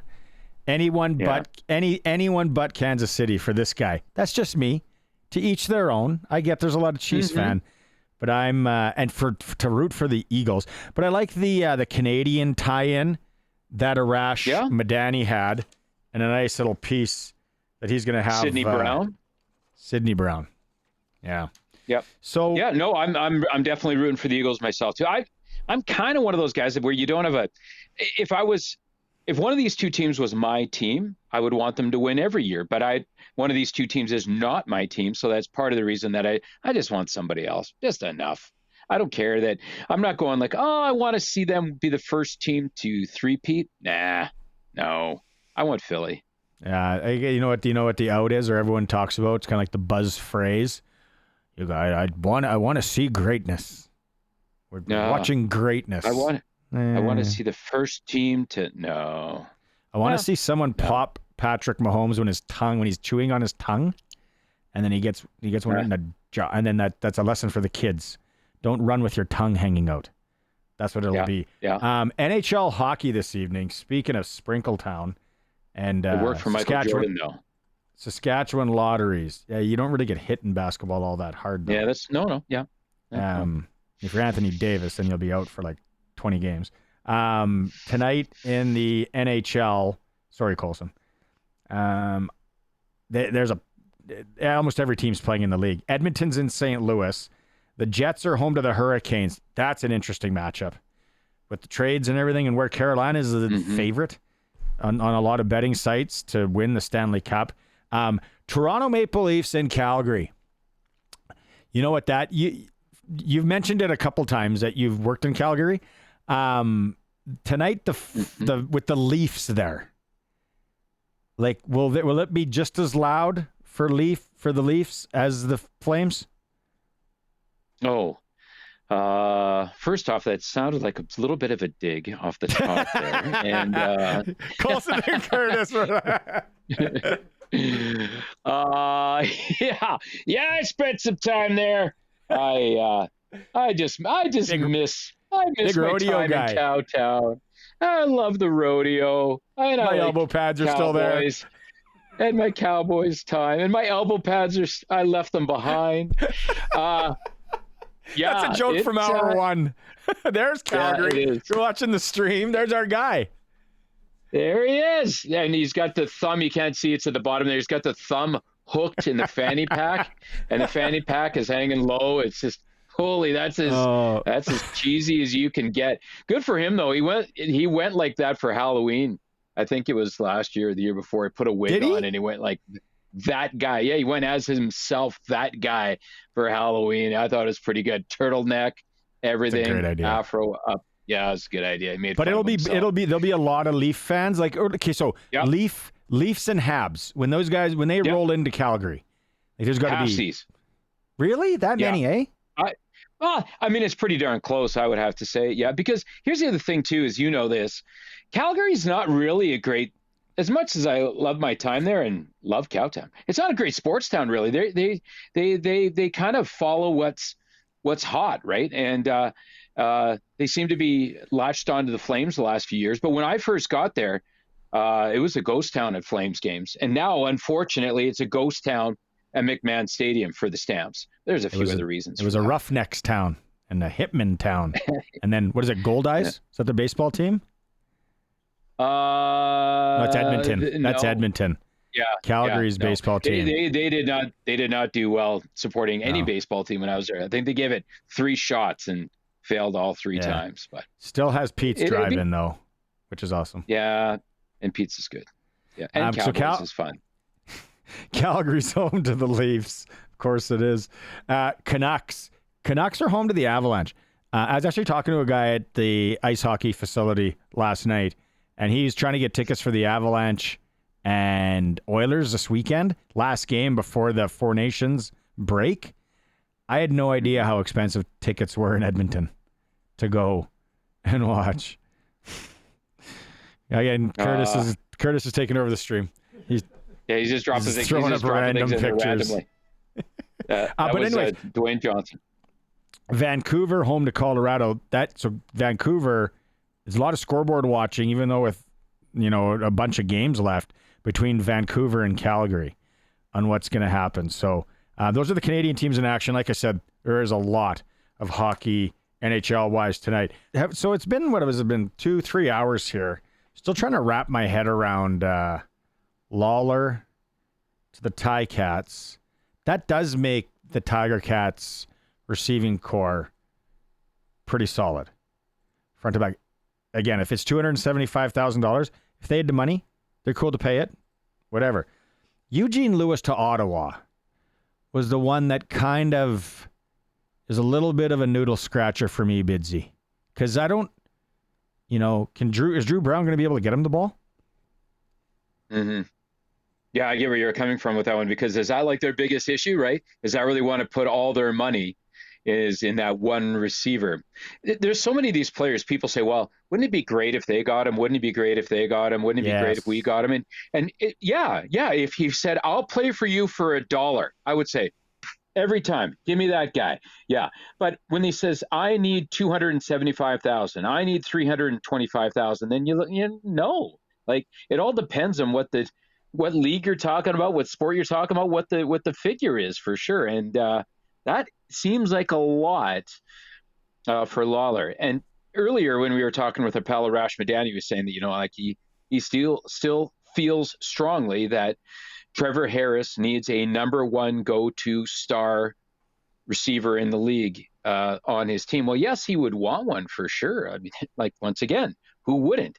But they also have some other spots they want a little more depth at, maybe offensive line. And a few other things came up last year where, maybe they might want to put their money in a different basket. So, yeah, I mean, ultimately, for sure, who wouldn't want Lawler and Lewis? But you also have other spots. If you can get a guy for $1, like you said, that'd be a heck of it. And just a bunch of marketing money. Contract was $1. Yeah. He's $250,000 of marketing money. I think there's a league minimum. I don't think you can do $1. Well, if it's American, getting close to it. Yeah, fair enough. We text line for Prairie Land rentals and sales. Since 1986, you get to deal with the owner. No job too big, no job too small. Prairie Land Rentals on Albert Street. Leonard's a Chiefs fan. We all gathered that because he didn't like my shot about people saying, I want to see greatness. I want to see greatness with the Chiefs winning again. And he said, yes, I want to see greatness. I want to see a 3-peat, then a 4-peat, 5-peat, 6-peat, 7-peat, 8-peat to top Tom Brady. LOL. Thanks for the text, Leonard. Again, Roscoe, you can get lost. He's sending more. Yeah. Hawaii. He's toes in the sand. He's got a drink with an umbrella in it. He's rubbing it in. Send the fella some macadamia nuts from Hawaii. Okay, and then Ed Bankowski texted in yesterday, former Rams team manager, Ed Bankowski. He said there's a little tilt today we should mention. Ooh. This one's at the Mahan Arena. Dress warm, 8:15. U18 AA Regina Rebels taking on the Lumsden Bethune Lynx. Clarence Mahan, 8:15. Local hockey. There you go. No concession at the Mahan. They have one of those vending machines, though, which my daughter always seems to be buying crap out of. Yeah, I always asking Dad for money for that. Before we move on to the next thing, for those that are watching this stream, I want to say something about our attire, as you like to call them, refer to them as our tarps here. So I got the lumberjack, the black and red traditional lumberjack. It suits this time of year, and especially when it's -800 right now, we're freezing our dubs off. And if you got the Wascus. If you dubs already. If you smoke, that you definitely need one of those, especially in the 80s. Remember how everyone had, and you wear a jean jacket over top of that. Yeah, sheepskin on the inside. I also think that this tarp was featured in a few Raisin Bran commercials, I believe, is the black and red one. The legendary black and red lumberjack shirt was. But I want to talk about your sweatshirt. You got the Waskasoo one on there. That's a good one too. Slimming. That's why I wear it. Black. No, black is slimming. It's it's a nice shirt. And you know what? Not a hoodie. I have I think like everybody. We talked to Luke Gazdic in hour one. He's still wearing his Winter Classic hoodie that he got. You can go back and listen to that in the podcast form. It's actually a really good interview. But yeah, I bought this and I was like really pumped because it doesn't have a hood on it. And obviously I'm a big Waskasoo guy. Nice picture of the old lobstick tree there. Yeah. So yeah. The iconic image. Fashion update. Not a Sasky guy though. Aren't you supposed to call it a bunny hug or something like that? See, I've gone away from calling them bunny hugs. I don't know why. I don't know when. That's the second time someone's called me out in the last month on that. Yeah. It's because everybody else calls them hoodies and it's just natural to fall into that. So I'm kind of half and half. I'm solid half and half of whether it's bunny hug or hoodies. I want, because you have the Waskasoo sweatshirt though, I do want to give a quick shout out to the folks at Elkridge. I had a chance to go there a couple of weeks ago. I think I told you, and it took part in all the winter activities there. And that was great. Got into town though as well. Went to Hawood, another drop there for them. They're a nice group of people there, and a nice little winter escape. A lot of people still don't have something like that on their radar, but it is a nice little winter escape. You're going to stay in Saskatchewan, keep your dollars here, your tourism dollars here in our beautiful province. That is a good spot to go up there, and we went ice skating, we did snowshoeing, cross-country skiing, tobogganing, we did it all. Snowshoeing. That's tough. You gotta know what you're getting into if you're going snowshoeing. Cross-country skiing up there is great. You can do the golf course trails, like you mentioned. It is a nice little hidden gem to kind of cruise anywhere up north. I think the Cypress Hills, too, people talk about in this area, the Cypress Hills. But yeah, north. You hit the Northern Lights Casino, play the Slappers on the way up. We grab a Venice House French onion soup and keep trucking up there. No, but it's a nice plug there. Local hockey, we mentioned the game at the Mahan, the Rebels and Lynx going at it. Prairie Junior Hockey League at the Ritchie this evening. Again, if you're ordering fries, get them early. Just a little machine there. Silver Foxes Capital, 7:45. Fort Knox and the Storm in Pilot Butte, 8 p.m. Midget AAA, Pat Canadians at Notre Dame, 7:30. The neutral site game of the week in the SJHL, Battleford, Notre Dame in Davidson. There's a tourism destination in the winter, Bidsy. Yeah, well, you talk about the, we've talked about the rinks and what they run better at their concession. I'm not familiar with the Davidson concession. What do they have a good cheeseburger there? They got a good crinkle cut? Fry? I don't think I think I got sucked into popcorn when I was there for a senior game a couple of years ago. They started firing it up, and that smell, it's like driving by a KFC. It's tough to, here's a off topic. Anyways, let me just get the SJ out of the way. Melfort's at Yorkton also, and Flin Flon's at Nipawin. In the Western Hockey League, Wenatchee's in Moose Jaw. Smells. We're a big popcorn family. So the smell of fresh popcorn being popped, whether it's at the Ritchie, the Davidson rink, a theater, anywhere, sucked in. Yeah. One of the four of us, actually the son not so much, but the wife, daughter, or me, sucked into popcorn. Then I think, are we safe to say, everybody, KFC smell? Is that all thumbs up? KFC smells good. And then I walked into a McDonald's. McDonald's is a sponsor on this station. Walked into a McDonald's the other day. Like, that would be a nice air freshener. The smell of a McDonald's just makes you want to eat McDonald's. And then you know what my wife brought up? A really good point. Another sponsor here at Harvard Media, Subway. She goes, I wonder how much sales dipped when they took the Subways out of the Home Depots. Because she's like, we'd always go to Home Depot and we didn't even want to eat, and you'd smell that fresh bread being cooked. The bread. You walk out. Yeah. You walked out with, a plunger, some wood, and 2 subs. Yeah, a couple of footlongs. Yeah. Good point, though, Mrs. S. I was like, yeah, why did they get rid of those? And then we got a text when I mentioned Pete's Drive-In in Calgary. Of course, somebody messaged in and said, the burgers are dry. It's overrated. I don't go there that often.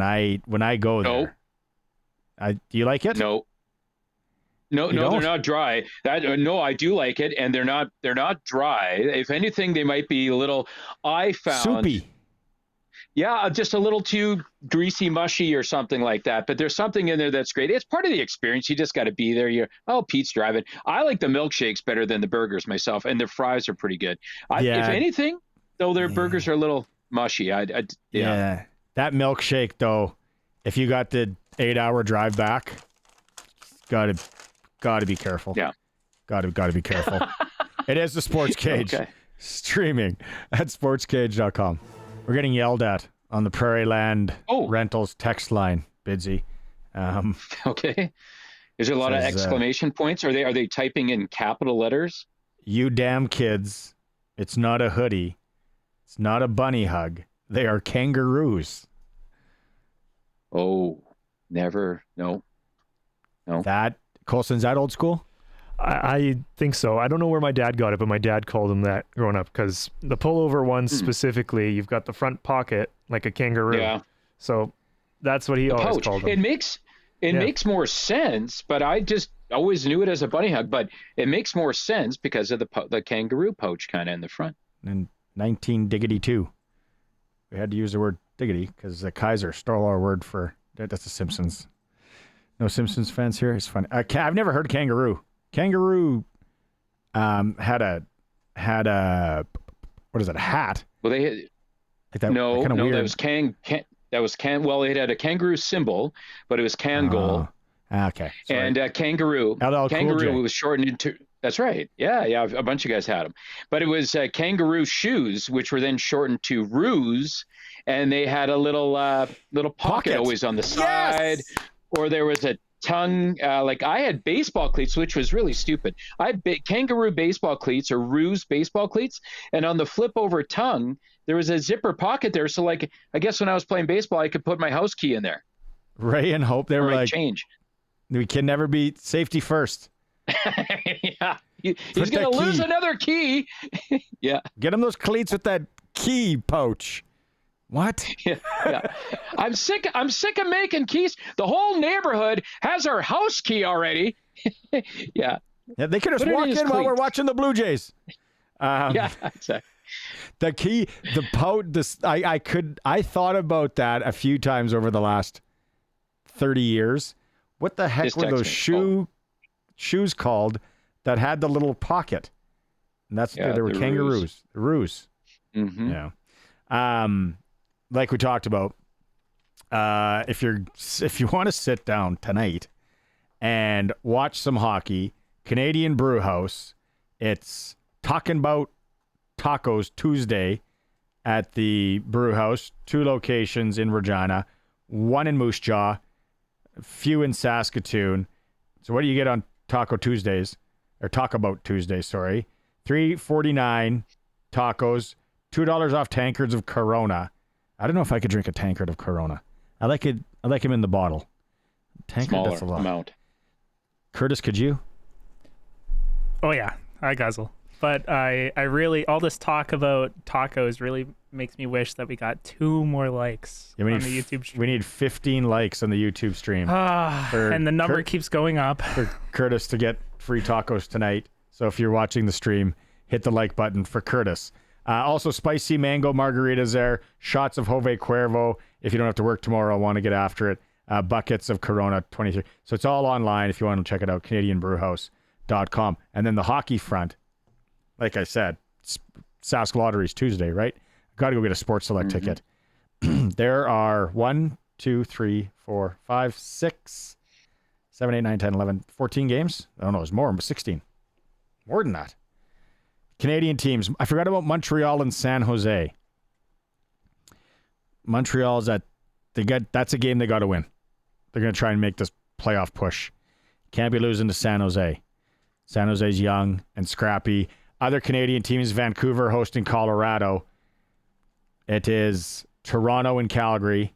Bidsy talked about that, how there'll be a lot of Leaf fans in the Saddle Dome this evening. The Canada in Saddle Dome?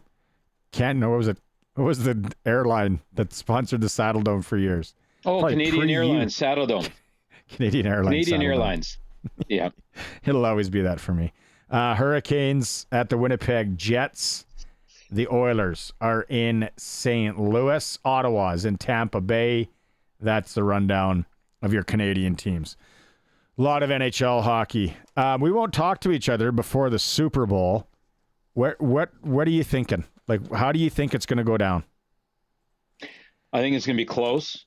And I think Saquon is going to continue his storybook season, bouncing back after the Giants were so moronic to let him go. And I think the Eagles are going to win. And I'm going to sprinkle on Goddard to get at least one touchdown, maybe two. And I'm not going to tell you how many units, but I'm going to go Goddard. Did you remember watching the TV show Roseanne back in the day at all? Did you watch Roseanne? Mm-hmm. Mm-hmm. Have you seen the Patrick Mahomes Darlene? Is it Darlene? Jeff or Gif? Oh. If you're watching the stream. Oh, that's funny. Remember when Mahomes played Darlene on Roseanne? And it's a picture. They look so alike. They do. Okay, Bidsy, stay safe. Stay safe in the cold. We'll catch up. Curtis Colson. Maz has you tomorrow. It's Have a Heart Night for Western Pizza. So don't make plans for lunch and supper. That's it for me. Back Thursday. Oh, yeah. That's right. We got Kelton Pine coming up with Dave Thomas after the break. Be kind. Rewind. Talk to you Thursday. 19-year-old goaltender from White City, Saskatchewan is Kelton Pine. That's got a pretty good ring to it when you say, hey, the near hometown guy is playing with the Regina Pats, doesn't it? Yeah. Being from just outside Regina, it's always been a dream of mine to play for Regina as the WHL team. So, yeah, it's pretty cool to me. Tell me about your hockey journey because, I'm a Weyburn guy, so we maybe not going to focus on the Estevan stop. But aside from that, tell me about the journey to the Regina Pats. Yeah, I played minor hockey all throughout my life. In Prairie Storm, it's White City, Pilot Butte, and Balgonie all combined in one. So that, then, quick stop in Estevan for the COVID year. Then Pat Canadians for my second year midget. Third year midget, or whatever you want to call it. I started out the year in Melville, then came here. And I've been here ever since.